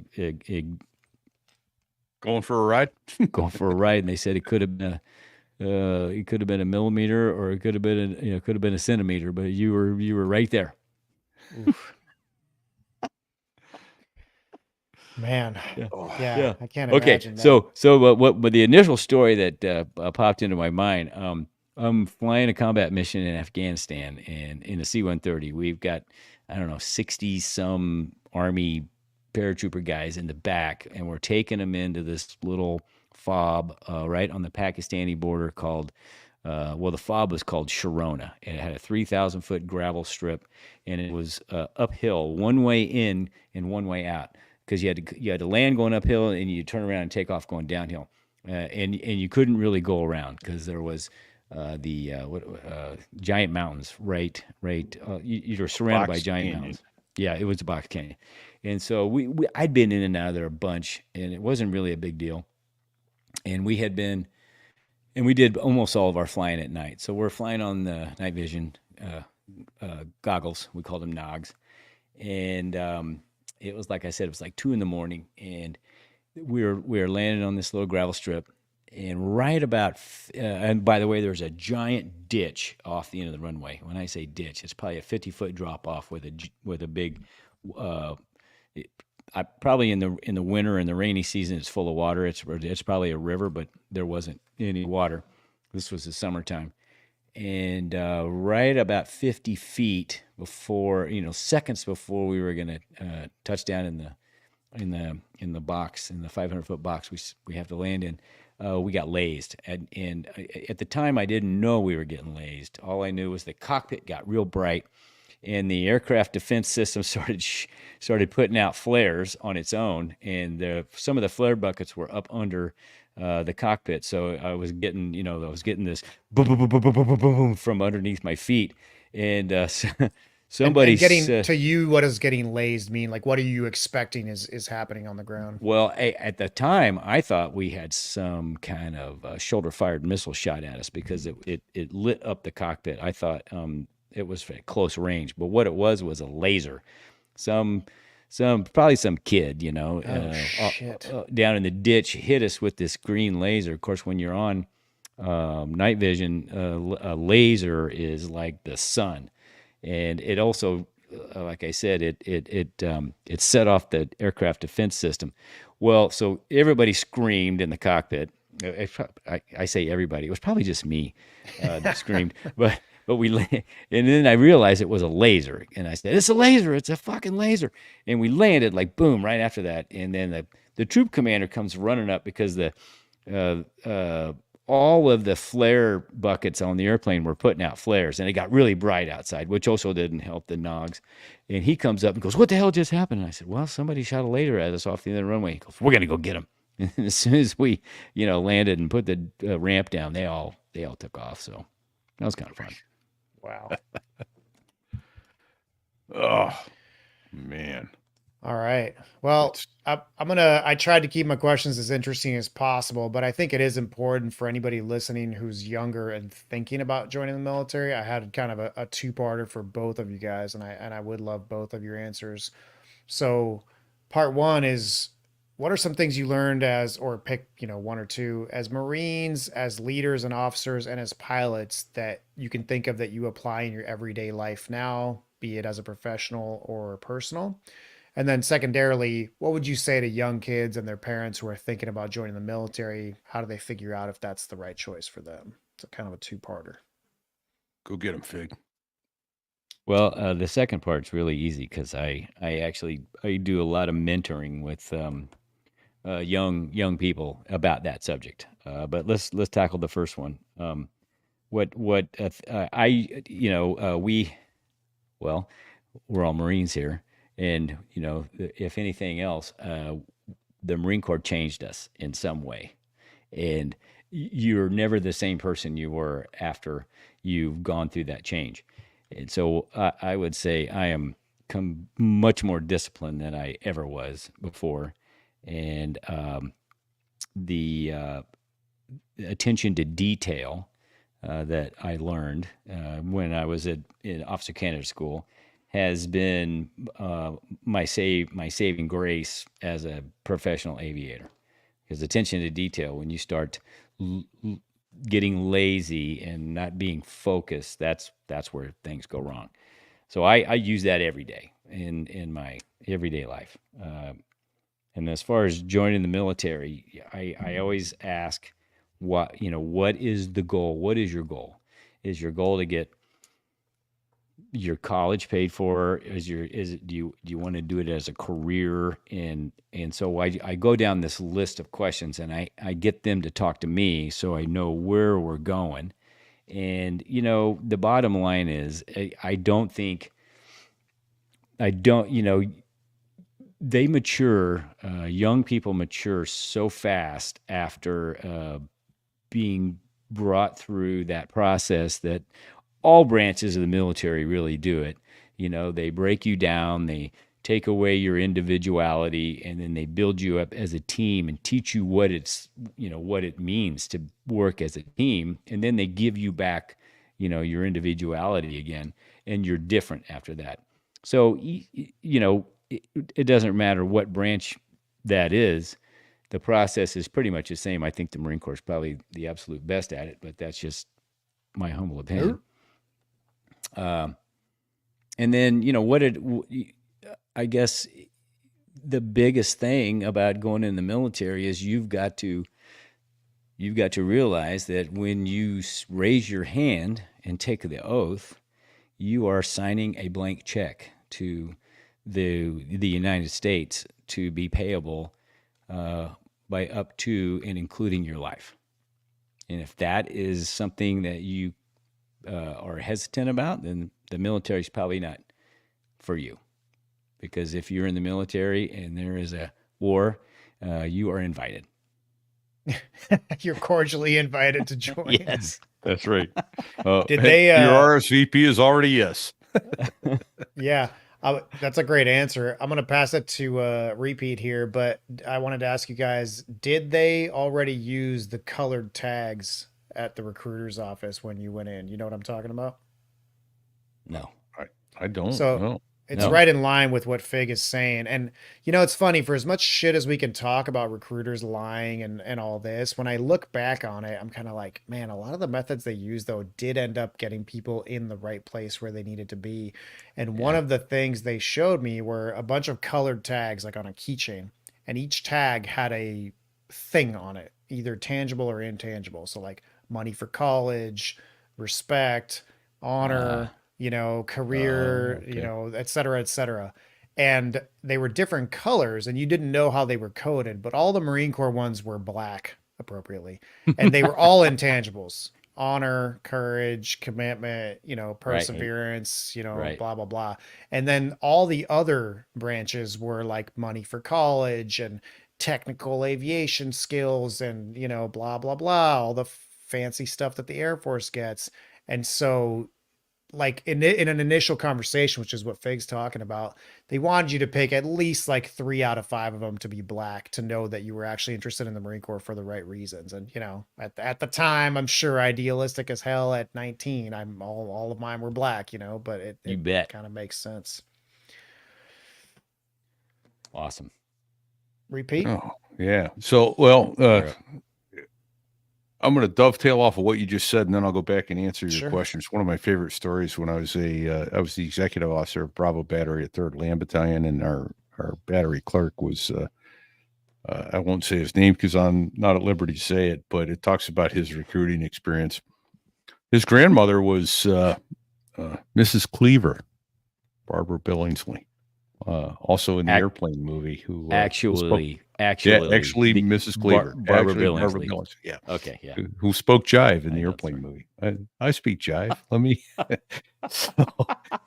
Speaking of movies,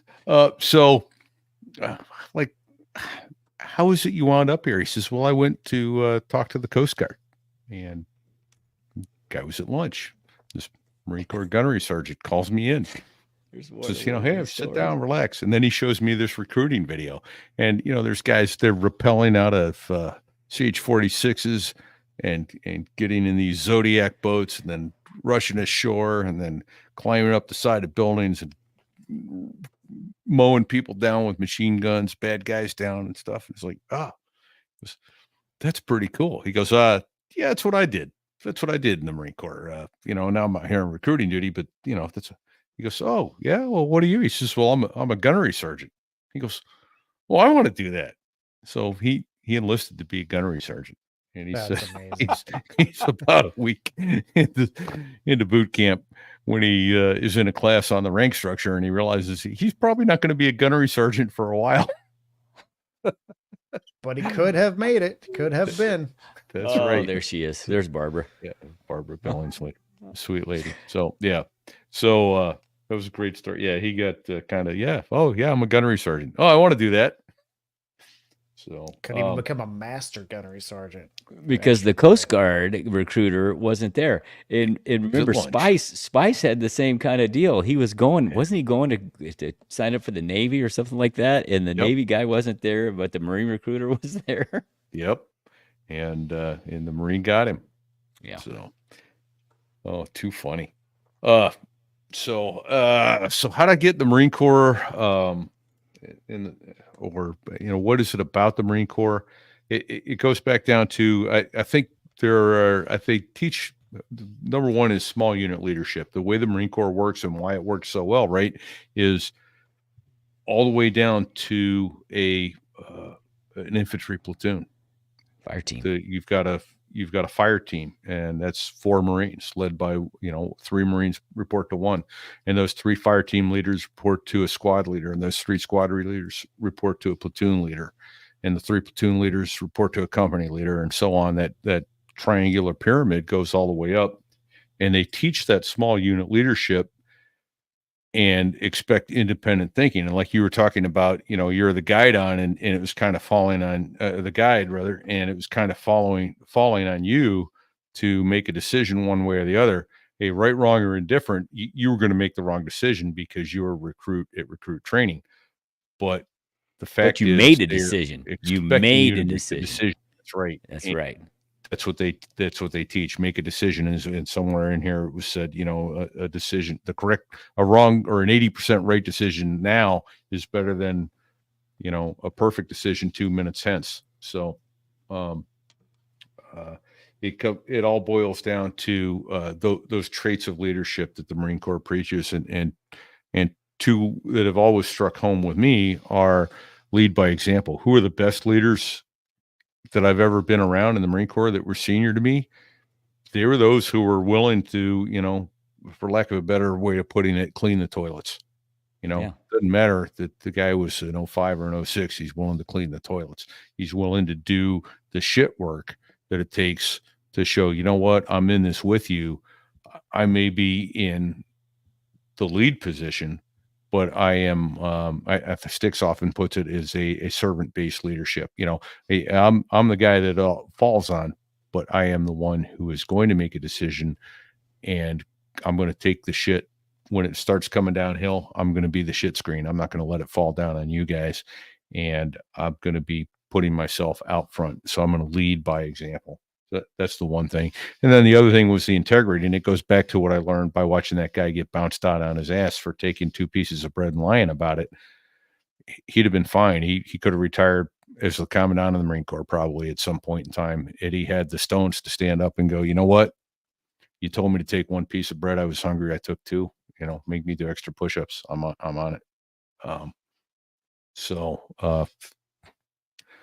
Those are the 2 that stick out in my head that kind of led me in the direction of the Marine Corps. Like Fig, I was pissed off at the Marine Corps after they treated me so well in Quantico the second time around. I went and talked to the Navy, and they were like, yeah, we're not interested. And I went, okay, I'll go back. I'm going in the Marine Corps. And when I had the option to go Navy, I didn't consider it. I'm going to stay in the Marine Corps. And if I don't get to fly, that's okay. I'm an officer of Marines. I'm a lieutenant of the Marines, and boy, there was just no higher honor. Did it suck? Yeah. A lot of the times it really sucked, but it was also, it's such a privilege to wear the Eagle, Globe, and Anchor. Yeah. Leadership from the front, right? Yeah. Dan? Leadership from the front. You don't sit in the back and say how it's going to be. You say, well, this is I can sum it up for you with a story. There was a Marine at the time, a captain named Everett Pope. Battle of Peleliu. You guys know what I'm talking about? The Battle of Peleliu was in the South Pacific in World War II, and it was one of the there was more Medal of Honors given out on the Battle of Peleliu than any other battle in the South Pacific. And years later, when Everett Pope was out of the Marine Corps and he was talking to a big conference on leadership, somebody asked him, "How do you motivate Marines?"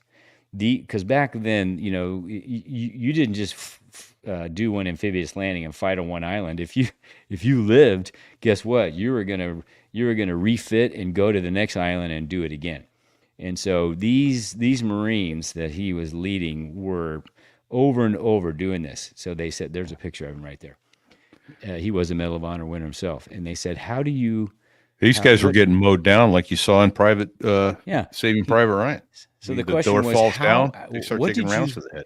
What did you say? How did you motivate Marines to get off that landing craft when the door came down? Because they knew what they were going into because they've done it before.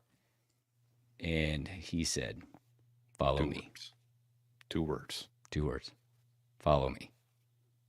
And they would, because he went first. That's it in a nutshell, boys. Yeah. Yeah. If you're not willing to do what you're asking other people to do, they're probably not going to respect you or trust you. Yeah, a lot of that resonates with me as well, including he's retired, so I can call him out by name, Rolf, but one of my supervisors in the FAA who I worked with for my first 10 years at San Francisco Tower, he was a Navy controller, just most honorable guy, best leader, best boss I've ever had. I would have followed that guy into a burning building, no questions asked. And it was about selflessness, service, being competent and willing to do the work himself. But also he taught me that leadership is not a position of privilege. Leadership is a role, just like your lowest private is going to have a role in a platoon, and your gunner that's specialized in something, and you're out there flying a Harrier by yourself, right? But 100 other people have to be doing their job properly for that airplane to fly and get maintained and everything else. So it's like easy. It is a position of privilege sometimes in the sense that you get a lot of perks, but that's not what it's about, right? You're filling in a role just like everyone else is filling their role. And while they're not interchangeable, they're equally important. And I think we all know the examples of good leadership of the people who realize that, and bad leadership in the people who are just looking to, get the bling and get to the next level. Right. Hey, you guys need to not screw this up because my promotion's on the line. Yeah. You can sniff that out from a mile away, even if they don't say it out loud like that. Right. Yep. Yeah. Everybody can. We've all been there. We know, oh, this dude's just in it for himself. Oh yeah. So. And that's why, like you said, 2 words, follow me. The Marine Corps does sometimes do a little bit of mythologizing. I think I was earplugs to all the Marines that are really attached to the classic Marine Corps lore, because I did find out that, the term devil dog was basically made up by a journalist, and the story the Marine Corps tells you is a little bit of a fib. However, there are real stories that are actually accurate. And a couple that come to mind are, I forget right now the name of the captain in World War I, and I can't remember if this was Bella Wood or not, but when we were deciding what to name our show, we allowed the audience to vote on it, and Danger Close got the most votes. But my pick, which would have been, a little bit less well known, was Retreat Hell. And that's from the famous line of the Marines relieving the French as the French were retreating and saying, hey, we got to retreat. The Germans are too strong, et cetera. And the captain who just got there said, retreat, hell, we just got here. Right. And then, of course, in the immortal words of Gunnery Sergeant Dan Daly, I believe this was. Come on, you sons of bitches. You want Come on, you to sons live of bitches, forever? you want to live forever. You can see it, and it's been repeated in many films. You can see it in Starship Troopers. You know, come on, you apes, do you want to live forever? But that is actually an example of combat leadership and something that somebody actually said. And the one thing that I'll say this, and then I'll play another ad, and we'll come back and talk about movies, which is more on the theme of your show. Is the number one fear that most Marines have going into battle is not death. Right? It's letting your buddy down. Yeah, it's letting the guy on the left or the guy on the right or your wingman down. Yeah. I saw that I think it's Styx was commenting on the platoon leader eats after the platoon has had chow. You're right, leaders eat last. And I'll throw one very quick anecdote out before we go to break real quick. When we were out in Iraq and we got augmented by those sailors, there was a Navy petty officer. You know, I hate to call out stereotypes, but he was a stereotype, very rotund with a little mustache. And we got chow delivered every day when we were working because we couldn't go anywhere. We had to be there manning the facility, both radar and the tower. And so the Humvee would come back from the chow hall with the rats. I have never seen someone memorize the chow schedule like that petty officer. That guy knew on the minute when chow was going to show up. And he was like an AC2 or something, right? He was like an E5 or whatever. He was first in line in front of all of my Marines. Didn't matter, PFCs, whatever. And he was getting in line to have seconds to the point where as the senior sergeant there, I actually had to call him out in front of everyone, which I do believe in praise in public, reprimand in private when possible, but this kind of and I was like, hey, petty officer, you want to give some of my Marines a chance to have their first plate before you have your second? Right. You know? I don't even know if he was embarrassed, honestly, because someone who really is willing to do that, I don't even know if it affects Probably them. went right over his little. Yeah, sounds like keep hands and feet clear of intake, right? I love the Navy, but you know that we have to give them their ribbings when they deserve it. Absolutely. Always. And they're going to say, listen, in all fairness, the Navy guys out there, you're all saying, hey, the Marine Corps is part of the Department of the Navy, and that's right, we are. We're the men's department. So, the men's department. So, as long as we got that straight. So, Thank all you. right. Well, let's go to a quick ad, and we'll be back in about 3.5 minutes and talk movies.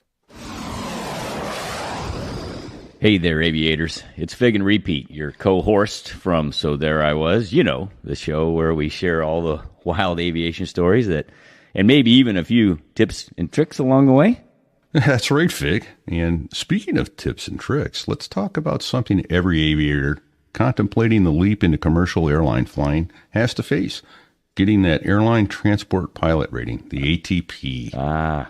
The good old ATP rating. Remember those days, Repete? Getting your ATP with an FAA examiner in a piston engine plane that smelled like 100 low lead in somebody's old socks.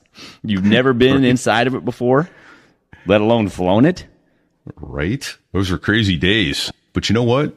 Our friends over at Flight Training International have cracked the code on making this transition to getting your ATP or type rating way easier. Founded in 1991, these guys have been helping pilots like us navigate the tricky waters of transitioning from military to commercial flying, or from commercial multi-engine rating to the PhD of flying the coveted airline transport pilot rating. And get this, FTI was originally founded to provide type ratings to pilots eyeing jobs at Southwest Airlines. And talk about experience. The current owners have over 37 years of aviation under their belts. They've flown operationally in both the U.S. Navy and the Air Force, and they've been training pilots like us for the last 25 years.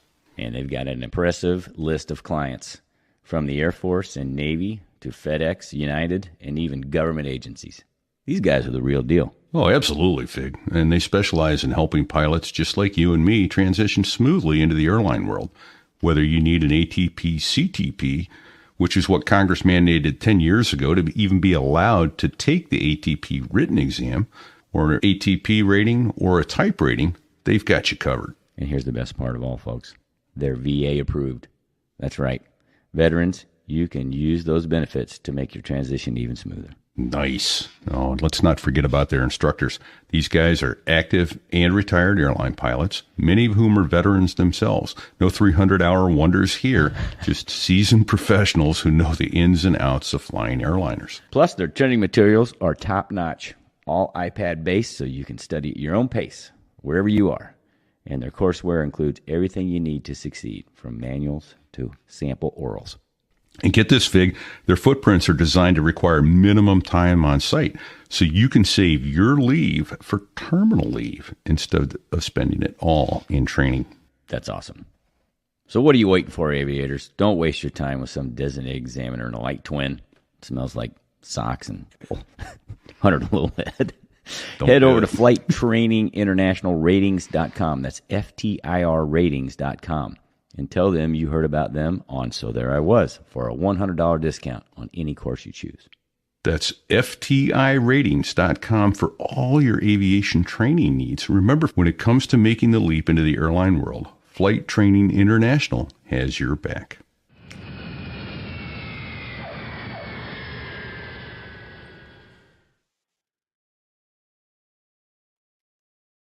All right.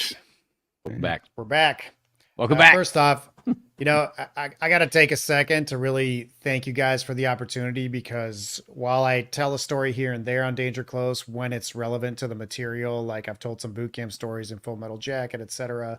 I never really get the opportunity to sit down with Marines and really shoot the shit and go over, for you guys a much longer career, for me the 5 years that were very formative and very important in my life. So Great. I'm really happy to be here, and thank you guys for inviting me, and thanks for taking the time. We're running over 3. When they were like, oh, this will probably go 2 hours, I'm like, it'll probably go 4 hours because I know how this goes. But hey, nothing wrong with that. And some of you guys are on East Coast time. I'm in California, so the clock is on my side, but I appreciate that you guys are really sticking it out to get this through.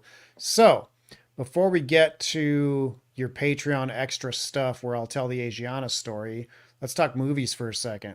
My idea was, so there's a concept, especially in war films, that is very, very well known, and it's called rivet counting and rivet counters. And, Repeat mentioned it earlier. He was like, oh yeah, when you hear runway 43 left, are you like just walking out of the movie immediately? Because it's like, that no one did their research and it's bullshit. And I'm like, well, first of all, when I'm watching the movie, I usually have a professional responsibility to stick it through to the end, no matter how bad it is, because I have to review it. Well, hold on. I got to ask you both, have you both seen Homeland? Remember that show? The show? I've seen some of it. Yeah, I've seen like a good season or two. I watched about 4 shows, and I had to be out because in the morning he was a sergeant, in the afternoon he's a gunnery sergeant, in the evening he's a staff sergeant. He's back to sergeant. Right. I know. I'm out. I'm just stop. It's come on, boys. Stop really? I don't mean to be a rivet counter, but when you can't even get a rank consistent over the course of a day, there's a problem. Yeah. So that's what we call it, is rivet counting. And it's a balance, right? Because you take a look at something like Saving Private Ryan, which is, a big, difficult project. And we did a long 2.5-hour episode on it. I cut it down from 3.5 hours. So we really explored the making of the film, the history, and really gave it its due, which it deserves because it's that caliber of a film. And, you can get into the fact that how the fuck did Spielberg get the boat ramps backwards on the beach when there's, dozens of photos of those actual locations, right? It's a small detail, but for anybody who knows anything about anything, you're like, well, that's completely wrong. Right. And that's one thing, but it's not going to make me hate the film. Or the Tiger that they built as a mock-up, it's like, well, the people in the know whether a Tiger's, the steel wheels inside the treads are overlapping or not. Right now, I can't remember where they are on a Tiger, and you can call that out, but it's like, okay, but you're missing the point. Like, have you ever made a film? Making a film is tough shit. And so you can have a research team and you can have a huge budget, but mistakes are going to get made. So especially when you're trying to recreate 70-year-old equipment, right? That doesn't exist, right? And God bless them. In the movie Fury, they actually did use Tiger. I think 131 is the name of the Tiger, but it's the one actual running, functioning Tiger that is left. Despite whatever people may think about the movie, it is cool. That was a great movie, I thought. I loved it. Fun to watch. And watching the Tiger in action is pretty cool. So, the questions for you guys are, what are your rivet counting things? What are the tropes that you see in film that have to do either with aviation or the military that just drive you nuts? And then maybe throw down, one of your favorites and one of your least favorite, whether it's Harriers, aviation, Marine Corps, the floor is yours. Well, okay. You hit the go button. So let's just start right now. Top Gun, the movie Top Gun, 1986. Right? Mm-hmm. It was huge. And I went and saw it when it first came out. I was on my way to officer candidate school. I was already in before the movie came out, right? But so and I listened to Taco Bell, Tales with Taco. We had him on our show. He interviewed all the flyers from that original movie, all the Navy flyers that did all the flying. And they tried to tell, I can't think of the director's name. Do you guys know who I'm talking about? The director of Top Gun. Yeah, that is Tony Scott, Ridley Scott's brother. They tried to tell him, no. This, pull the speed brakes out, going to fly right by. No, that doesn't work. And he goes, "Dad, don't worry about it. This is Hollywood. This is how we're doing it." And the flying, which was the cinematography, the flying was awesome, but the dog fighting was really kind of a joke, and they were making ridgeline crossings while they're supposedly flying. Of course, the hard deck's supposed to be at 10,000 feet or whatever. That was just too much for me to look past, because I know better. And that movie particularly is horrible for me because of all the inconsistencies. Now, is it entertaining? Yes. Do I quote lines from it constantly? Have I quoted lines from it constantly since 1986? Yes. Why wouldn't I? So you can still sit down and enjoy it. Well, certain parts. Yeah. Right. Yeah. But like Repete said, anytime there's a war, a military theme, or an airline themed movie, it's hard for me to watch it, especially if there's a lot of technical things that aren't right. Like Repete brought up, just the small things like, in one scene he's got staff sergeant stripes on. In one scene he's got a gunnery sergeant stripes on. I mean, come on, boys, let's get our shit together here. Yeah, this ain't rocket surgery. EGAs facing outward, facing the wrong way. Officers wearing enlisted GCAs or EGAs, enlisted wearing, yeah. It's, and then in the rank being worn wrong. Sometimes I've seen rank being worn in the wrong direction on a collar or, on a epaulet. It's maddening. You go, was there anybody on the set that said, whoa, fix your thing there, son? It just isn't that hard to do it right. Yeah. No. Right. Yeah, and I had something I wanted to say about that. Now I forget what it was, but was it Top Gun? It might have been Top Gun. Yeah, I just watched it for the scene where they're, for the sex scene, for the gratuitous sex in the middle. Okay, well, so Fig, finish up with then. What's your favorite? Like, do you have an aviation one that you really love that is relatively accurate, or just even if it's just a military or war film? What's the one that really hits it for you? It's fairly recently I saw it. It was based on a true story. It was from the Korean War. It was the Navy. It was the Navy squadron where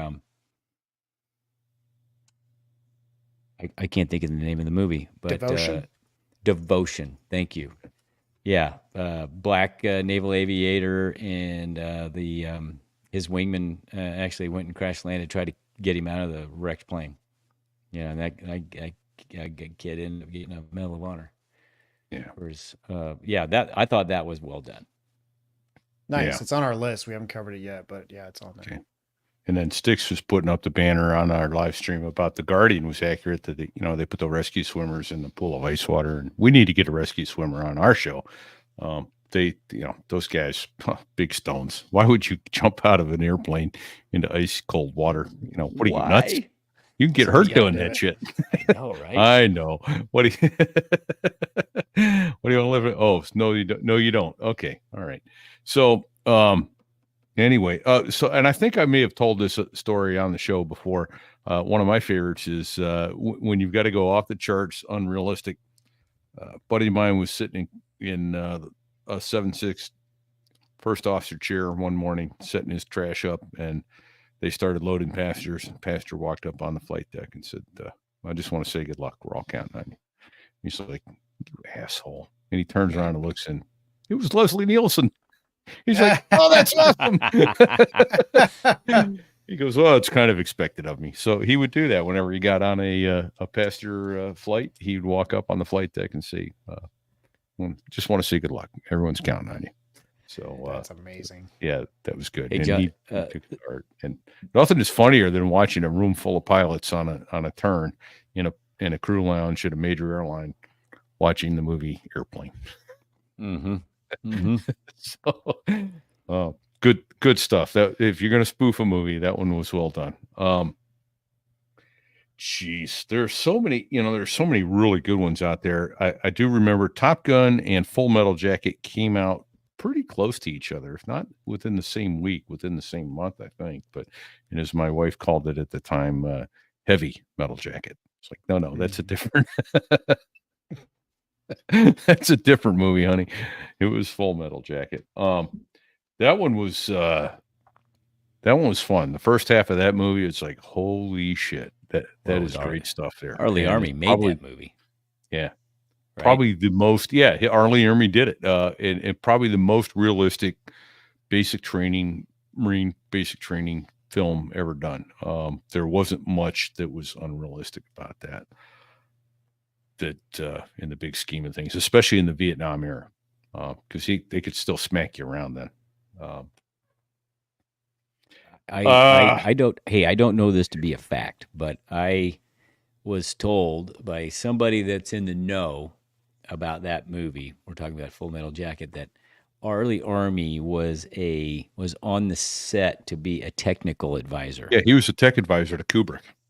And when he started, when he flipped the switch and went into full drill instructor mode to try and explain, hey, this is how you need to be, they said, no, okay, you're it. I think that's true, and but it goes a little bit beyond that. I think he was actually trying to get the role, and he walked into Kubrick's office and berated him for like 15 minutes straight. I mean, he wrote something like 40 pages of drill instructor insults for that movie, and I'm sure they used most of them. So that's awesome. Yeah, he's nice. He's pretty impressive. Oh yeah, your listener mentions the DI with Jack Webb. I have not seen that, but it's been requested many times. I have not seen that in probably 20 years, but indeed, I've seen that yeah. recently, and that's awesome. And I don't know if First Sergeant Crouch has been here the whole time or not. It was about him that I was telling that story about Francis learning a lesson, and he went to the bank and changed his $174 right into loose change. That's amazing. Yeah, a special kind of sadistic you are, First Sergeant Crouch, and God bless you for every Marine and sailor you trained. He just commented a lot of lives. By the way, about officer and a gentleman had a few verbal exchanges that were not realistic. You think? No shit. Yeah, that's spot on right there, buddy. Yeah, spot on. Yeah, rest in peace, Louis Gossett Jr., who just passed, I think, in the last 6 months. We covered Iron Eagle on the pod recently. Oh which boy, was same year as Top Gun. Man, that was a challenge for us, because it sucks when all three of us are shitting on something and hate it, because A, it's a little more difficult to make an entertaining show when you don't have the kind of back and forth of three people disagreeing, and B, there are people who love it. And so we learned a lesson there where it's like, all right, let's bring someone on who loves this, so at least we have someone to argue against when we really hate I'm sorry. Yeah, that movie was hard to watch. It just I agree. Billy, good soundtrack. Hey, it had a good soundtrack. Queen was on the soundtrack. I did give it that. Okay, before we close up, last movie question. So, despite its inaccuracies, can either of you or both of you sit down and enjoy True Lies? Because I'm a Cameron fan for the most part, and I do love that film. I you know what? I love that film. Even though as soon as the Harrier, as soon as Arnold gets in the Harrier, it gets a little, it's off the chart. Stinky. Yeah, it's off the chart Hollywood, but it's a great story, and there's some great flying scenes with the Harrier before Arnold gets into it, which our squadron mates actually, flew it, and we interviewed them on our podcast, by the way, those guys that flew it. Yeah, and I do love that show. It has just the right amount of action and the right amount of comedy, and it has the Harrier in it. Come on, yeah, and not to mention Jamie Lee Curtis was a smoke show in that one, and the Harrier. In fact, I think Fig, did you not find the front half of one of the mock-ups that they made? So Hollywood would not let Arnold sit in our airplane, or the Marines wouldn't let him sit in our airplane because it had a live ejection seat. And they built mock-ups and they hung it from a crane for that whole thing. And from 20 feet away, you could not tell the real airplane from the mock-up. Hollywood did an amazing replica. I found the fuselage from about the leading edge root extensions forward down at the Lake of the Ozarks at a bar. Next to a bar, there was like an auto body shop, and it said something like Hollywood Extras. And I was looking around the back of the building over this chain link fence, and there was the first half of the bus from Speed was there, and Scooby-Doo van, and then all these other vehicles that were used in movies. And then there was this Harrier Hulk, and I'm looking through my phone right now. I'm going to send it to you, Repeat. I don't know, or maybe I can send it to Sticks. I took a picture of my wife standing next to this thing, and it's that fuselage that we just saw hanging with Arnold in the seat and his daughter on the front, and then the terrorist kind of climbing up the wing. It's that. Yeah, that was awesome. Find it. Yeah, it's amazing the stuff they can pull off. And I gotta say, R.I.P. Bill Paxton. As much as I love Aliens, that is one of my favorite Bill Paxton roles. He is so good as this. Sleazy, these wives, they're so bored. Oh man, the used car salesman. He is when he pisses his pants in that scene. Please don't kill me. It's so I love it. It's so good. Yeah, he does play a good part. And who was Roseanne Barr's husband at the time? Oh, Tom Arnold, comedic. Yeah, Tom Arnold played a good, he played a good comedic relief guy in the movie. It was good. It was good. It was a good movie. I give it 2 thumbs up. Yeah, nice. It was a lot of fun to watch. And then we got some behind the scenes when we talked to those guys that flew in it, and then going back and I watched it again after we interviewed those guys, and I could totally see that it was probably a really good experience for them. Now they dubbed the sound, they dubbed the comms back in after the fact, right?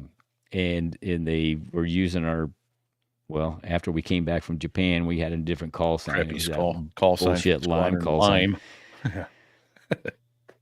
And I was shocked to find out that they didn't actually blow up a bridge with Maverick missiles. So that was all. It's a good model, though. Hold on, what? Yeah, they didn't real good bridge. Well, hold on a second. Maybe they did. I don't know. Maybe they blew the shit out of that bridge. With Maverick missiles. Oh man! Well, when we cover it on Danger Close, you guys can tune in and listen to our True Lies episode, which I do think is going to be coming up in the pipeline. And I will certainly listen to you guys' episode to get the behind the scenes stuff and give your guests full. And we're happy to put Moto and Bugs in touch with you. I bet they'll talk to you. Absolutely. We can exchange Rolodexes, as older people say that know what we're talking about. Yeah, happy to do that. Well, I know you guys want to land this plane before we talk about some people who were not able to land a plane, unfortunately. So yeah, we should probably do that. Fig, let's do it from heart, man. What do you say? I think we need to get some thank yous out there. The first one and foremost is Dan. Thank you for your service to our country, to the Marine Corps. We're deeply appreciative of that.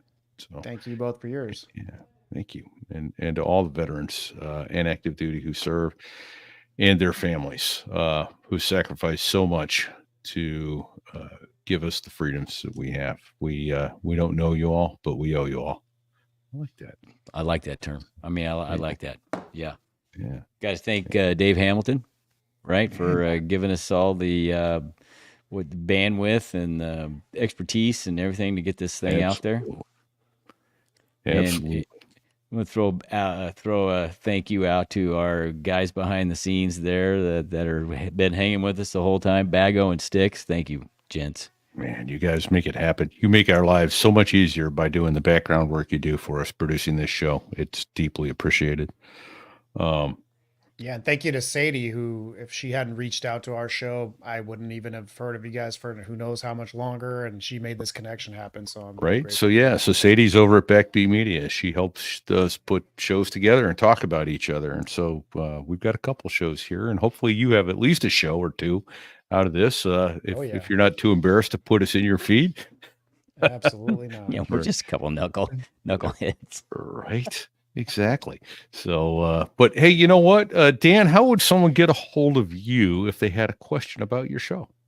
Yeah. So, and I did want to offer, I'm not shy and I don't care if people want to reach out. If you have air traffic control questions, if you're flying through SFO and you want a tour of a control tower, I offer that to all my friends and acquaintances. It is something that I can do. If you guys are ever flying through there, I'm happy to take you up and show you the guts and show you how things work. It's a very behind the scenes job that most people don't know about. So if you have air traffic related aviation questions, I do teach classes from time to time to the local pilots, but my Italian name is Daniele. Most people can't say it, so I just go by Dan because it's easier. But my personal email, which I don't have a problem putting out there, is DANIELE.ferlito, FERLITO @gmail.com. You can hit me up if you have air traffic questions or if you want to do a tour of the tower. And if you want to check out Danger Close, our website has all our episodes on it, regardless of what platform you're on. You can go to www.dangerclosepod.com. We got a solid 50 plus episodes on there, plus our Patreon feed where we'll do war related. It's called Danger Close Enough. So T1, T2, science fiction, Starship Troopers. I'm good friends with Paul Salmon, who worked on that movie. So we had him on as a guest. I had a great friend of mine, Daniele Borelli, who does History on Fire, which is another great history show. He's just below Dan Carlin in terms of popularity there. Nice. And he teaches Native American studies. And so he was our guest on the Last of the Mohicans episode to talk about like some of the cultural stuff and all that. So he was great. But yeah, and you can find us on all your podcast platforms, Spotify, Apple, etc., under Danger Close. Jack Carr does have a Danger Close kind of veteran Navy SEAL related thing, but we're the only film review related one. And again, we cover war films, so you can find us on all the platforms. Nice. All right. So, and if you have any questions for our show, it's either Fig @sotherewas.us, Repeat @sotherewas.us, Sticks @sotherewas.us if you want a good answer, or Bago, BAGO @sotherewas.us. He'll also give you a good answer. Repeat and Fig, we'll just blow you off, give you bullshit, but you write to them. If you heard a term that we did not explain, how would you find out what you wanted? Write to us or go where, Fig? Go to sotherewas.us/glossary. That's right. It's pretty good. Absolutely. And if it's coming up on summer, and if you are watching the live stream, you see what we got right up there. Show logo on a nice bikini. How would you get yourself into one of those bikinis, Fig? Well, you'd have to lose a little weight. No, that's not what you meant. So there I was.us/merch. There you can find the bikini, you can find tumblers, hoodies, whatever. Absolutely. It's all absolutely.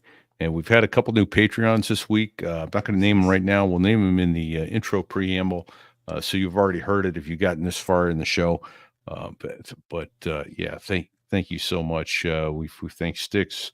We thank Bago. We got to thank Badass, BDSAviationPhotography.com for letting us use his fine aviation shots. Amazing artist with a camera, that guy is. BDSAviationPhotography.com. Thank you, Badass. And then thank you, badass. And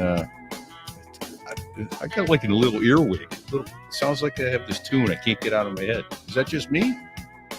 No, sir. No, that's music, and that's the 2 Air Force F-16 pilots that make the Air Force sound good. Those That's guys. Those gringos. Yeah. Those guys. Yeah. They put out 4 albums back in the day, and not a one of them has a bad song on it. I listen to them constantly because it makes me laugh. Howlingly good fun. So that's it. Until next week, I guess, everybody. Stay safe and hold short of 2-8 left. Hold short. Hold short. Well, there I was, crossing the pond, and you could see that I wasn't exactly fond of all the shit I was wearing on that day. Now an F-16 is cramped enough, but it's even worse with all that stuff supposed to save your life. But we knew there was no way. 'Cause when you're going down the North Atlantic, man, it's over. It's what? He said it's over. Was it over when the Germans bombed Pearl Harbor? No! Hell no, it wasn't. And we are out. All right, everybody. Oh, that's awesome. Some more comments. This is some post-show gab. First Sergeant Crouch asked if pushing tin was realistic for air traffic controllers. I imagine a lot like True Lies. Some was, some wasn't. Yeah, I have to admit, I have not seen that since becoming an air traffic controller. So that's going to be an interesting one to revisit. We'll probably do it on our Patreon show. Yeah, I mean, I know that those were radar controllers, so you get to see a little bit of the action from a radar room. And yeah, the answer, the short answer is some of it is, some of it isn't. Obviously, trying to fly around behind the jet blast of an aircraft is not recommended. And you're very likely to get injured a lot. But I think the biggest maybe misunderstanding about air traffic, right? Because it's like you go to a party and what's the classic joke, right? How do you know that there's a pilot at the party? Well, he'll tell you everybody 3 times, right? Yeah. So air traffic control is kind of like, I mean, yeah, I don't know. It depends on your personality. Me personally, I almost kind of, it's not that I hate talking about it, but usually no one has ever met an air traffic controller. And then you started getting all kinds of stupid questions, right?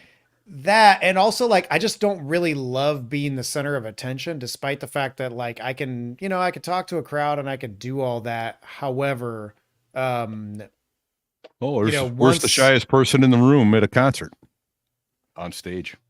Yeah. You do a podcast, but it's not. Once they're talking to the only air traffic controller they've ever met in their life, now it's like they're asking all these questions. And now I'm at a party where I'm just trying to hang out and I'm like giving them my life story and talking about myself, which socially, they kind of teach you, you're not supposed to just sit around and talk about yourself. So it's a little awkward sometimes, but I get it. People are interested. And, but the first question you usually get is, isn't that the most stressful job in the world, et cetera, et cetera. And I'm like, no, I can think of at least 12 other jobs that sound way more stressful to me. I've got a lot of friends that are nurses. Being a NICU nurse and trying to stop babies from dying sounds way more stressful to me. Right. Yeah. It's like you guys are pilots. I think once you get the basics done and you get that gut feeling and you're comfortable, you don't walk into work stressed out. It's just not how it works. Otherwise you would leave the job. Nice. All right. Well, I hate to do this, everybody, because we've got at least 40 people watching right now. Damn it! we have a lot of watchers, a lot of listeners tonight. Yeah, that's awesome. It's been fun, and a lot of regulars and a lot of people. It's Danger Close Dan, man. He's got them all wanting to bring him in. I'm going to need physical therapy for my fingers from all the typing that I was doing. That was awesome. That was awesome, Sticks. It's a lot of work. I got to be honest. Oh, it is. It's and the anticipation is amazing. And trying to anticipate what's coming up and skating to where the puck is going to be. Yeah. You're fucking Wayne Gretzky in it, dude. Yeah. I don't know about that, but And Bago's just sitting there looking good. Look at him. Yeah. Right? No, Bago, like where I was slipping, Bago was grabbing, so he was good. Although that did not sound right. I'm gonna retract that statement. That's okay. It's all good. That was not good. All right. Listen, I don't want to be a party pooper, but I got a 0400 wake up call. Oh, tomorrow. holy shit. All right. So we're going to end this here right now. We're going to get it. We're going to bang out the Patreon extra for the Asiana story, and then we're going to blow. And then tomorrow night, you and I can do an intro. Perfect. All right. Sounds good. Good night, everybody. Take care. God bless. May you have a blessed and quiet and peaceful Memorial Day. Take care. Thanks for being here, everybody. Thanks, everyone.